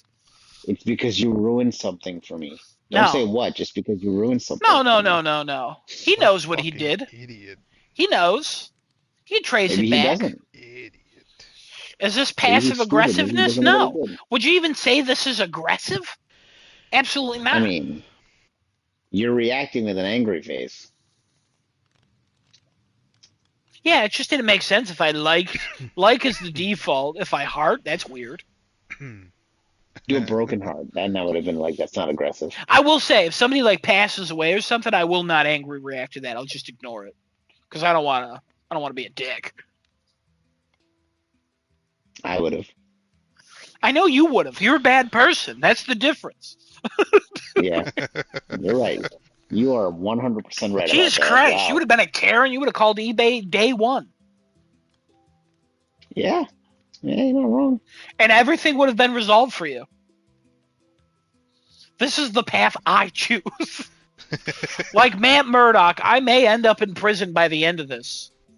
But Wilson Fisk did not die. So I still won. Wow. So some would say I'm a hero.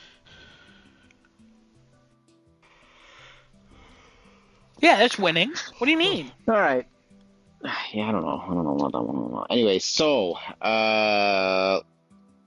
quickly we'll talk about Asha Sharma. She is overhauling leadership in Xbox. Getting some people up there, removing some people from the equation so that she can get people that she needs on her side. That's basically what she's trying to do, which I get it. If she's trying to reinvent this brand again back to what it was, or at least maybe close to a version of what it was back in its golden days of 360, then she's gotta get the right team in there, because the current team clearly doesn't know how the fuck to do that. So they gotta do that. What do we all think about that? I think it was her bringing in people from Instacart and AI development and all that. So it's more of her colleagues that she's worked with. But I'm assuming it's because she trusts these people that she's like, you know what? If anybody's going to do it, it's these people who are going to do it. I'm sure there's a bit of, is the correct word, nepotism in there? No. But what's the right word for that? You hire people that you just knew? Is that still nepotism? Honestly, I don't know. I don't think so. I thought nepotism was just like people you're related to. Or is that favoritism? It's probably favoritism. Let me look up nepotism. Okay. Oh no! The unfair practice of favoring relatives or friends for jobs, promotions, or benefits, regardless of merit. There you go. Yeah. So yeah, I'm sure there's a little bit of nepotism in there, given her relationship with some of these people. But I'm sure they're people she trusts as well. So she knows that if she pitches ideas, they will back her up because they believe in what she does, given that they're from Instacart and the AI core AI stuff she's been doing. She's been very vocal the past few weeks, to about a month or 2 months or so since she's entered her role, about what she wants to do with Xbox. And I think she even talked to Sean Layden, or was going to chat with Sean Layden about a couple things. Sean Layden, what? And yeah, didn't she post a message or to Sean Layden saying, "Oh, we should talk offline, or we should talk about this, or we should chat sometime"? I am unfamiliar with this. Or is that Andrew House she said that to? Andrew House? I think they were supposed to talk or something. Yeah, actually one of them made some post about PlayStation or something, or Xbox. He had some comments, I think, and then she commented on his thing saying, "Oh, we should talk sometime." Oh. Yeah, I think we brought that up last week.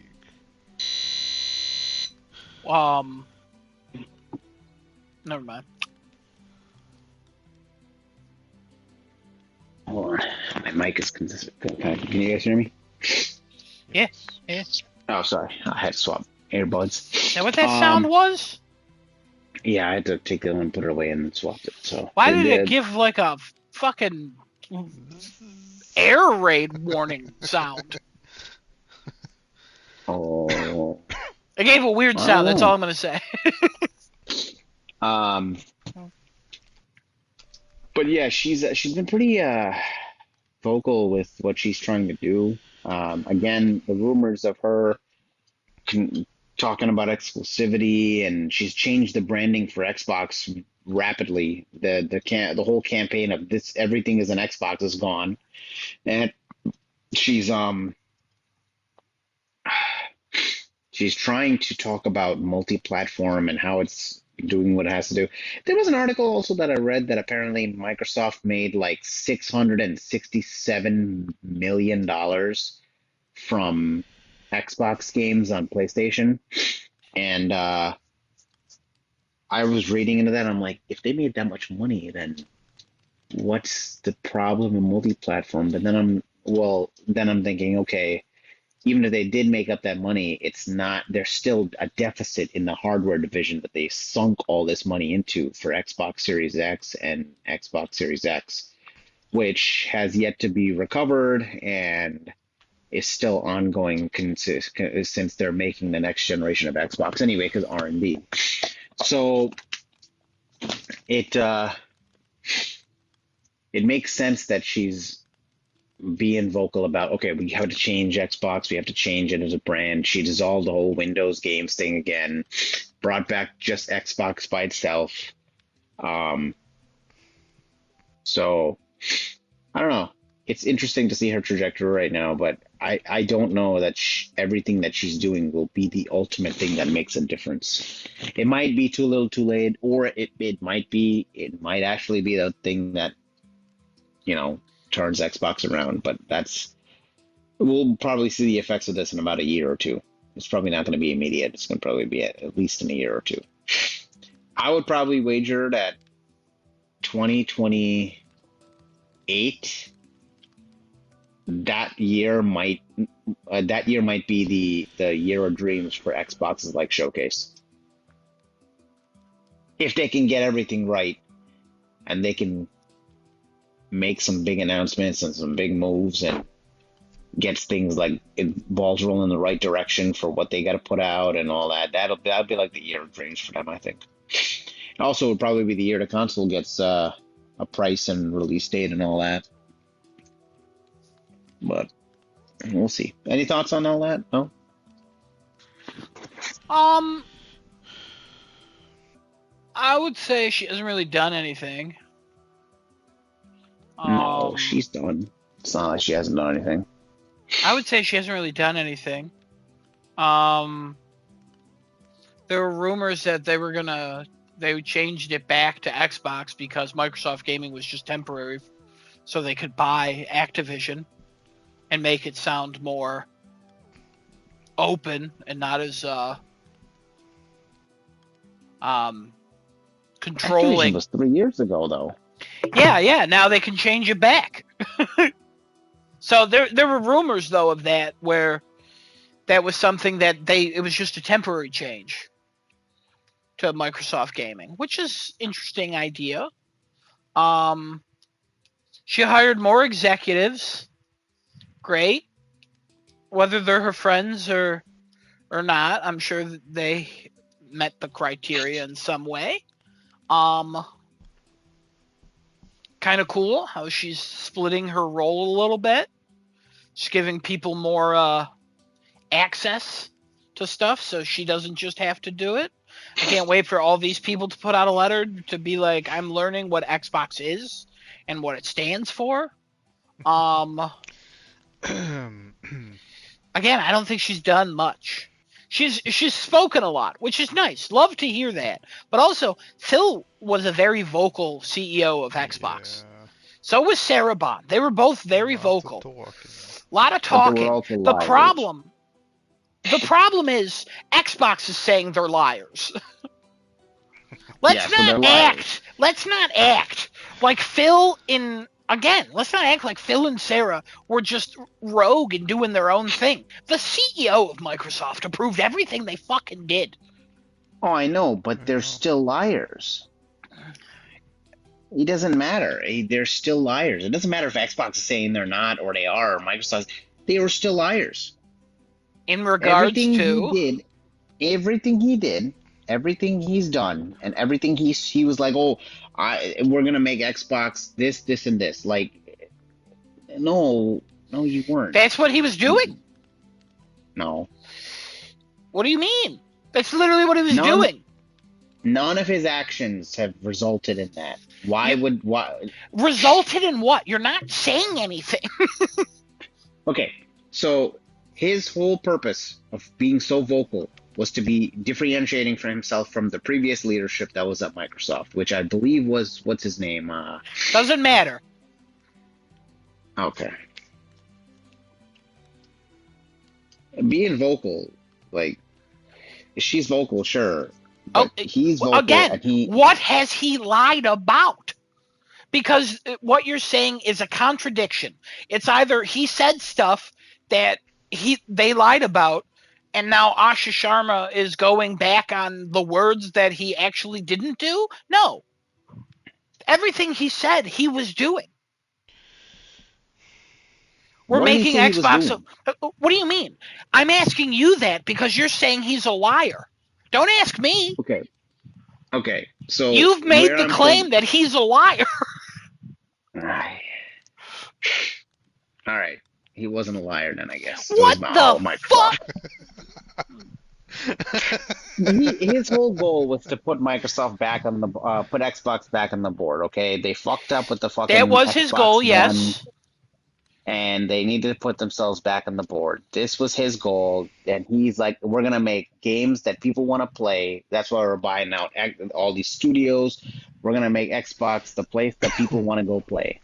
You didn't make Xbox the place that you now wanted people to go play. Him failing does not make him a liar about that goal. If you say I want to run 10,000 or I want to walk 10,000 steps a day and you attempt to do it, but things get in the way, you're not a liar. You failed. I lied though. No, you're saying I want to. Yeah, sure, but I didn't, so I lied. You didn't say I will. You're saying I want. What's the definition of will versus want? What the fuck are you talking about? You're saying I want or I will. Genesis, I'm going to give you an example.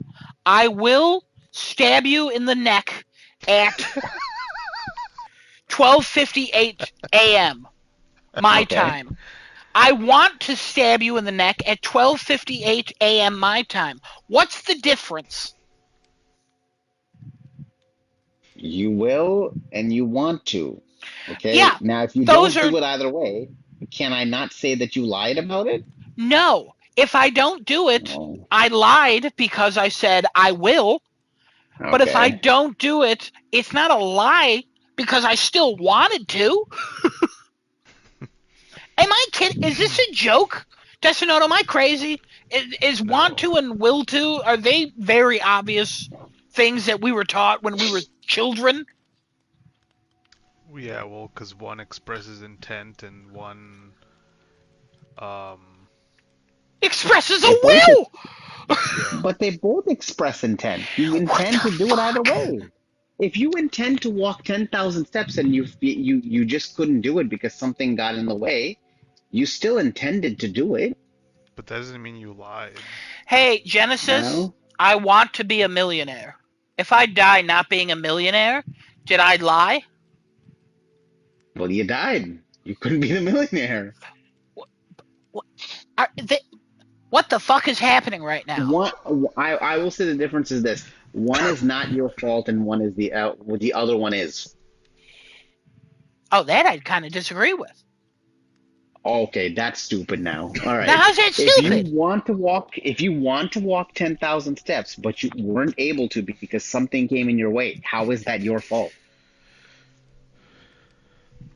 Maybe the thing that got in your way was I don't feel like going outside.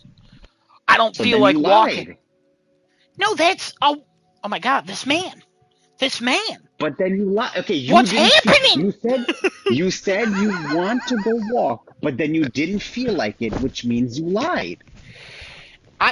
That's a bad example. No, it's not. If you're on a diet and you say I want to eat a slice of cheesecake and you don't, you succeed at your diet, but you still want to eat a fucking slice of cheesecake. Okay, if you don't do it, that's not. I mean, and if he says he will eat it and he didn't, that means he actually did lie. Yes. What is going on here? But if you wanted to eat the cheesecake and you didn't, then you didn't do it, which is. I still wanted to. That was the fucking shit. I'm sure you wanted to. I'm sure you did, but you didn't. What the fuck is going on here? What the fuck? I'm sure you did, but you didn't. And, is that technically your fault? No. I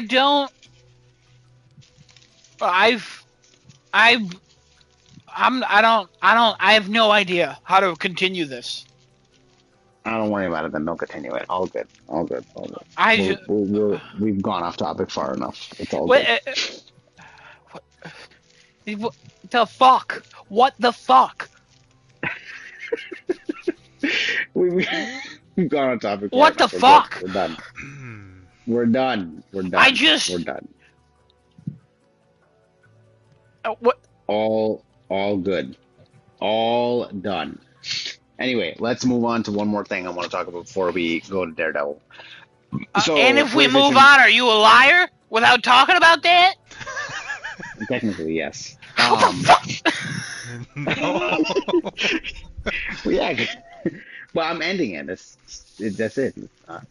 Okay, what's the PlayStation thing you want to say?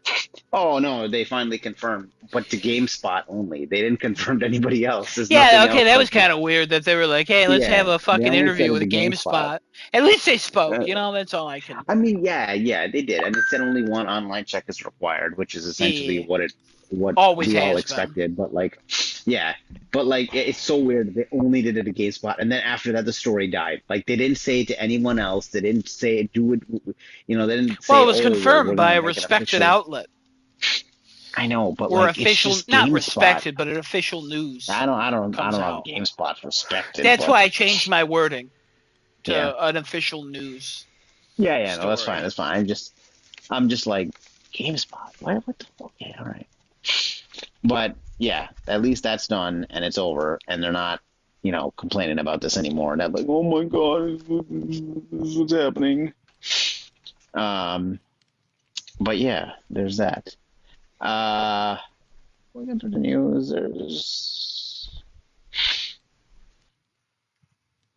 next COD game not coming to PS4. Who cares? Who gives a shit? It's COD. AC Invictus. This story is so stupid because this story is Originally the story was that somebody leaked it and said, "Oh, the playtesters were saying that it was so bad, like it's reportedly being canceled." But that wasn't the actual statement. It was just like we had a playtest, but nobody actually said it was bad. We were just talking about the playtest. Like we didn't say it was bad. It should be. It's reportedly canceled. That story is like dumb. It's made by some ex-Jonathan guy. Um, I don't know who the hell this person is, but there's all that. What else? Oh,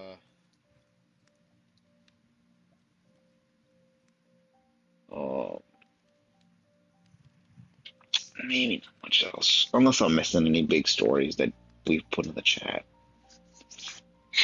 Rockstar did talk about GTA 6 on PC, and they're like, nah, our console gamers are our target. We'll take care of you PC guys later. Yeah, it'll come like a year too late. Yeah. 3 or 4 or 5, 6, 7, 8, 9. Maybe. It'll get there. Don't you worry. It'll get there. It'll get there sometime.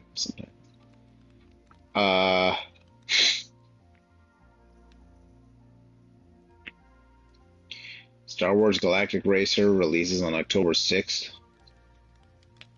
The studio for Greedfall is been closed. Yep, totally closed.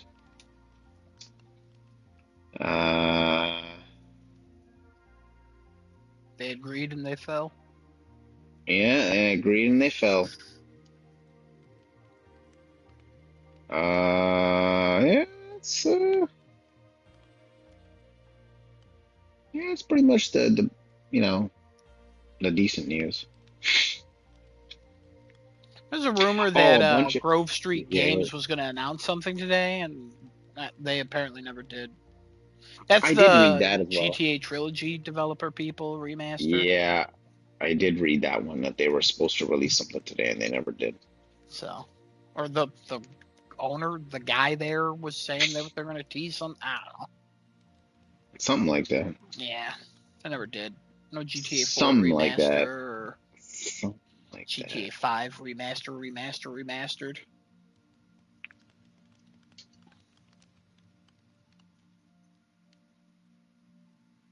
All right, let's talk about Daredevil, Adam. Incredible episode. Oh yeah, incredible fucking episode. Adam, I'm reading some of the comments for the discussion of the last episode on Reddit, and it's pretty divided. A lot of people didn't like the fact that Fisk was free and Matt had to be in jail. They're like, how the fuck did he get away with murdering a bunch of people in New York City? And Matt's the one that gets sent to jail, but he's just like, all right, you're free to go. See you later. You renounce your citizenship. Get out. I mean, I don't like that either. I think that's the most ridiculous part of the episode. But I think it was just like, we don't want to deal with you. Leave the city. Okay. And Matt Murdock, you're vigilante, but also like they didn't really explain that well. Yeah, a lot of people were saying the reason why is because like they figured like Raft couldn't even hold this man, considering they put him in a maximum security prison and that shit couldn't hold him. And they're like, well, why the fuck would he put him in Raft? Just get him the fuck out of this place and tell him never come back. But then it's like, well, he killed people. And he just got he literally got let go scot-free. That deal was before he murdered all those protesters. So I was curious if they're gonna bring that up. If they're gonna bring that up, or like, hey, wait a minute, he left, but now they're like, what the fuck? What the hell were all these murders? Are they now looking for him? You know what I mean? Maybe they're not even counting the 35 to 40 people he killed. Yeah. Don't worry about that. But also people were like, is there just going to be a shit ton of prison fights happening in season 3 because they're all locked up in the same prison as Matt and like the task force meaning, and you saw Powell at the end right there walking with the rest of them, and we're like, oh, Powell's gonna like he's gonna just create a gang in there and try to jump Mad Murdock. That's what they're gonna do. People are super excited for season 3. Like the pure reaction, I think, is the same that we had, is that we can't wait for season 3. Season 2 was so amazing, fucking great show. Luke Cage at the end was fucking amazing. Cameo that people weren't expecting at all. I was expecting. And I know a lot of people apparently weren't. They're like, "What the fuck?" And season 3 is now highly anticipated, considering we're gonna see him essentially have to come out of jail. Maybe he represents himself. I don't know if you can do that while you're in jail. I don't think you can. He did say, "I used to be a lawyer," so maybe he's given up being a lawyer. I'm pretty sure that if you're charged with crimes like that, you're not allowed to be a practicing attorney. I mean, this is also comic book universe. You know, you murder 35 people and you're like, oh, that's a good point. I take it back. It's a good point. The only good point you made today, but a good point nonetheless. Oh, thanks. Appreciate it. But also we've seen the girl put on the mask from You, so she's going to be also probably another girl. Her name's Heather. She's a girl. She's nothing else. She's a piece of shit. She's a fucking walking, fuck toy. That's all she is. So fuck off. What the fuck? The sexist ass comment right there. Jesus Christ. Exactly. That's exactly what she is. She's nothing. She's a girl. She's a piece of shit. Every girl's a piece of shit to you? No, just that one. Let me remind you, 2 daughters for this man. Yes, I know. And just that one. Not one. No, I'm not counting his wife. Oh. Karen's pretty good in the show. And Karen was not good in this show. No, she was fine. I don't have a problem with her. At one point you said you hope she died. I did say every female I hope in the show died. So. Well, at one point you were joking about killing every female. I did, yeah, I did joke. Yes, I lied. I lied. Yeah. But I got nothing else to say about Daredevil. You got nothing else to do with Daredevil? What do you mean? I got nothing else. Oh. I got nothing else. Well, I think overall great season. I think the best episode was this finale, and maybe episode 2. Maybe, I don't know. No. I mean, the one part in this episode was peak when he walked through the damn door. When he seen Fisk walk into the court, you were like, "Oh shit!" Oh, that was fucking peak, man. That was fucking. Yeah. You're correct. Oh my god, I totally forgot about that. I had a lot more to say about Daredevil.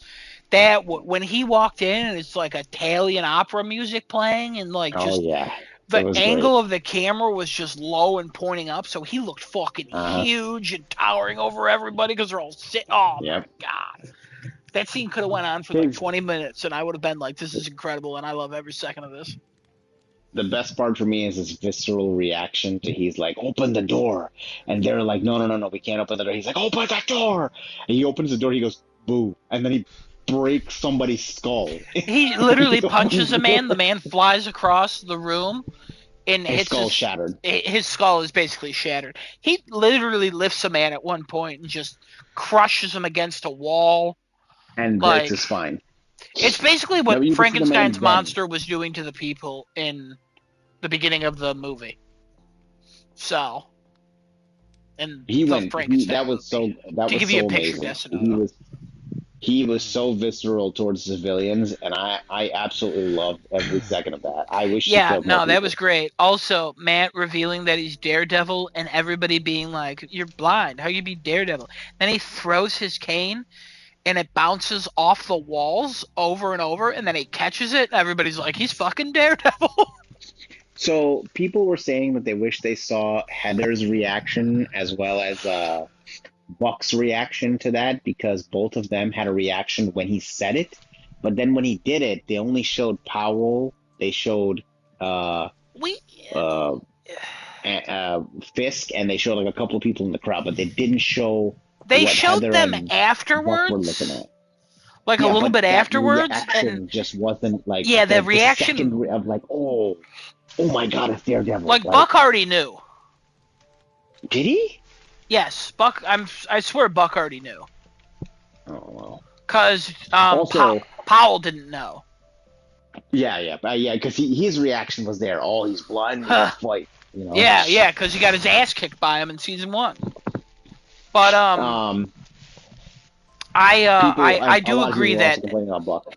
Heather needed. I even said during the scene, like, what the fuck is Heather thinking right now? Like, Yeah. You did say still that. no one has pointed out, like, hey, Daredevil saved your life.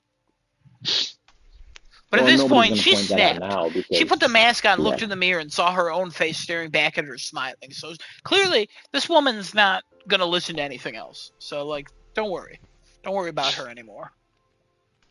Well, I mean, she tried to choke Buck out, and he liked it. So, no, Buck wanted her to do that.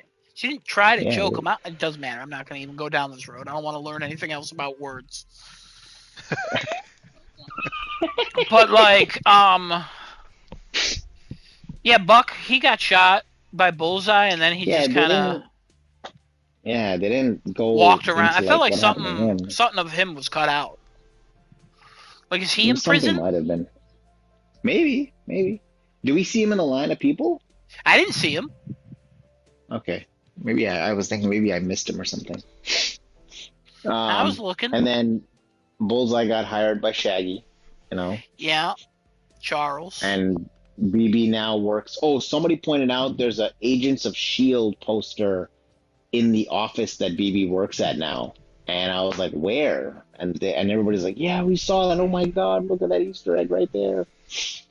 That's cool. And then Daniel died, obviously. You know, she put his picture up. We suffered. These people put their lives on the line to get us the information. And Daniel's picture was. I'm like, you only put that there because he let you go. He should have taken her. He should have taken her to Buck, and I just wanted to see Buck just absolutely slam this woman's head in the ground and shoot her in the face. But he didn't. He was a good man. Sure, man. He didn't do that. He was a better man than I would have been. Yeah. Yeah. But yeah, what a great season. Action. Great finale. Season. Fucking. Oh yeah. Had everything I wanted, short of a Spider-Man cameo.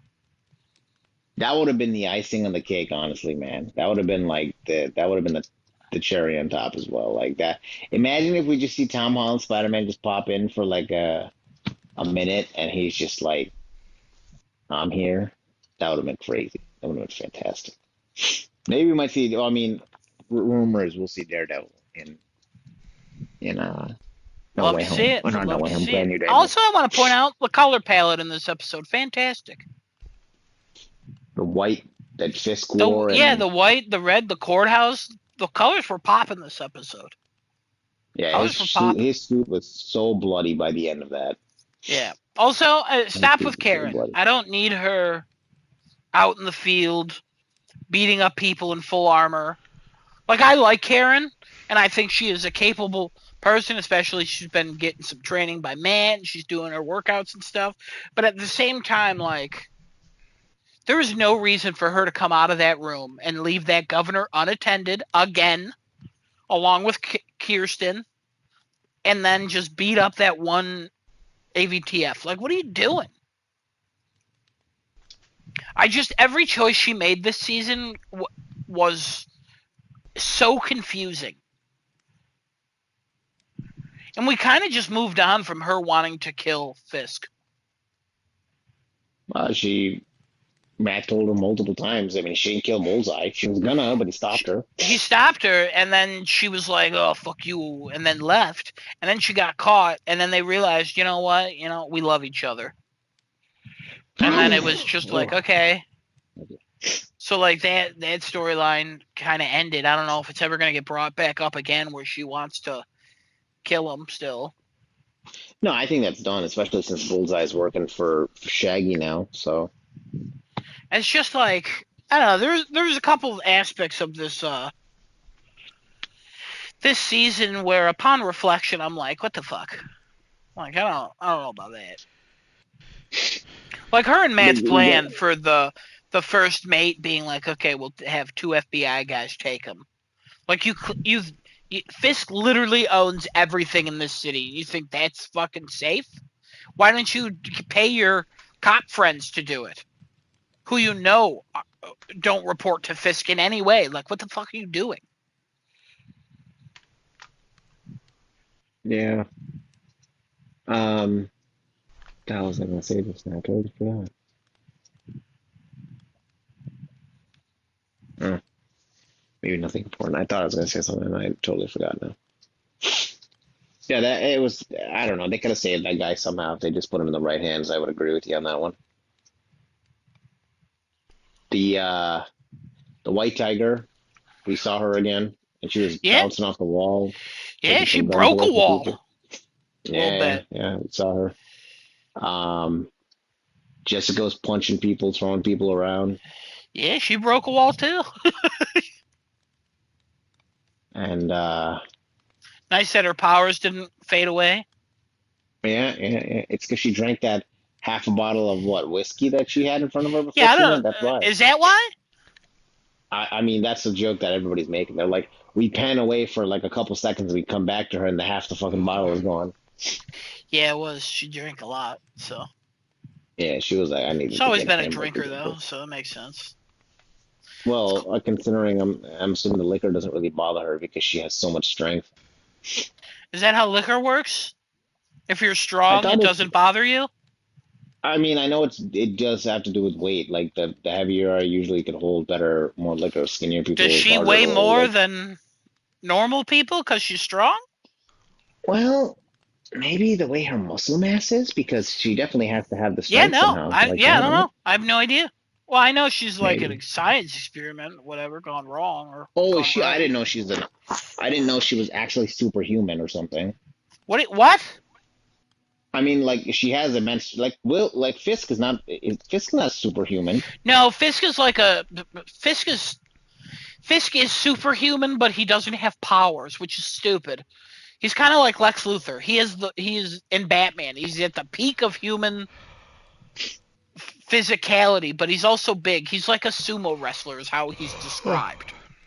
Oh, okay. That's what I was thinking of Jessica Jones. I know she has like strength, like super strength, but I didn't think it was like Captain America type of like super soldier No, serum strength. she's got some. It's not a strong. She's not a strong capped, but she's got some of that. Oh, okay. Like Luke Cage Uh, can get shot in the face and he's fine. what was he? Iron Fist? No, Iron Fist is a different guy. Oh, is he Iron Cage? I think that's a place where Is people he fight. is he Iron Face? No, it's Luke Cage. He's Iron Luke. What?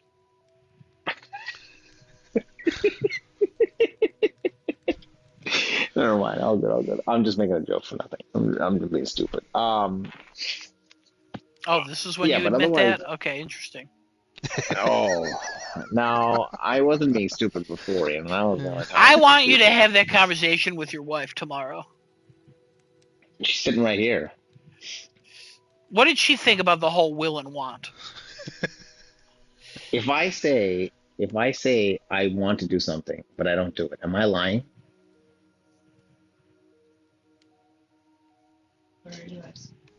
If I said I want to go eat a cake, but I didn't eat the cake, did I lie to you about eating the cake?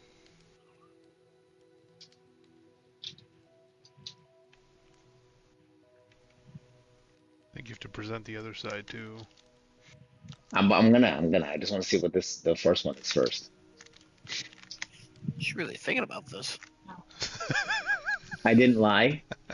Now, if I say I will eat the cake, but I didn't eat it, did I lie to you? I didn't lie either way. She said I didn't lie either way. All right, No. well, I'll accept that more than the other thing, so. What? Oh, all right. I don't All like right that then. You either, know, but I'll accept that more, you know? We respect your wife's opinions because she has to live with you. Oh, let me present the other piece of this. So if I said I want to eat the cake, but I didn't eat the cake, is it my fault that I didn't eat the cake? What?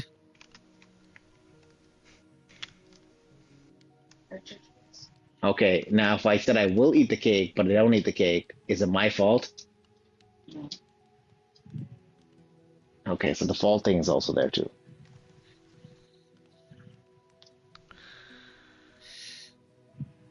What? I'm okay. Wrap it up. Podcast over. You brought up the fault one. You brought up that one. It's not No, your no, no, fault, or it is. no, no, You no. were the You opposite of what brought I up said. the fault.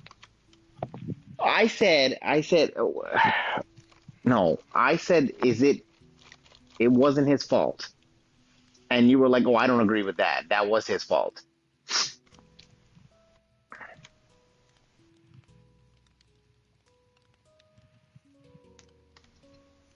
I want to eat glass.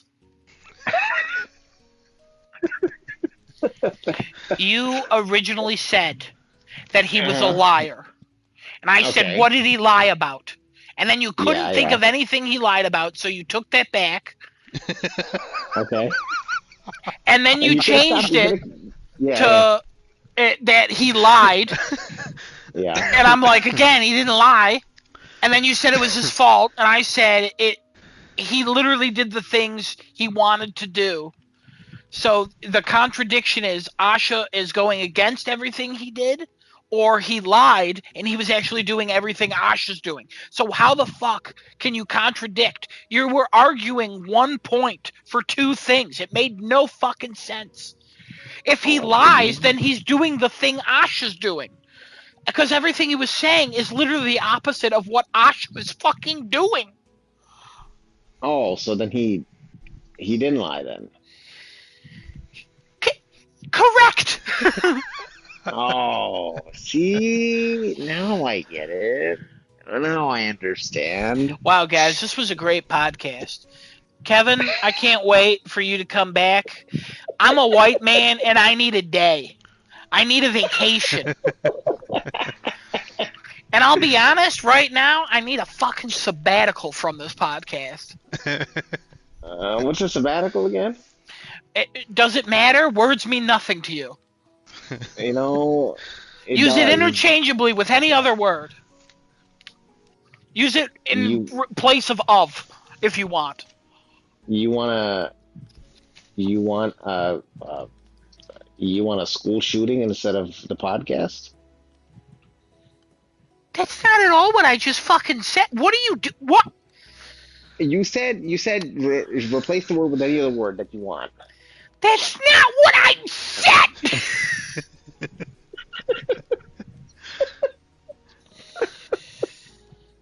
All right.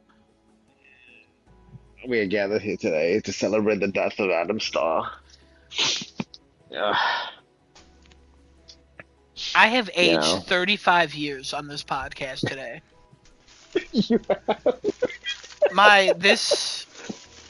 You went from 21 to 50. Yep, 35 years, 21 to 50. Exactly. I was close, man. I was close. I'll be honest, you were kind of close. Yeah. I was close. Anyway. All right, folks. That's all we got for this week. We'll see you guys next week with Kevin this time. And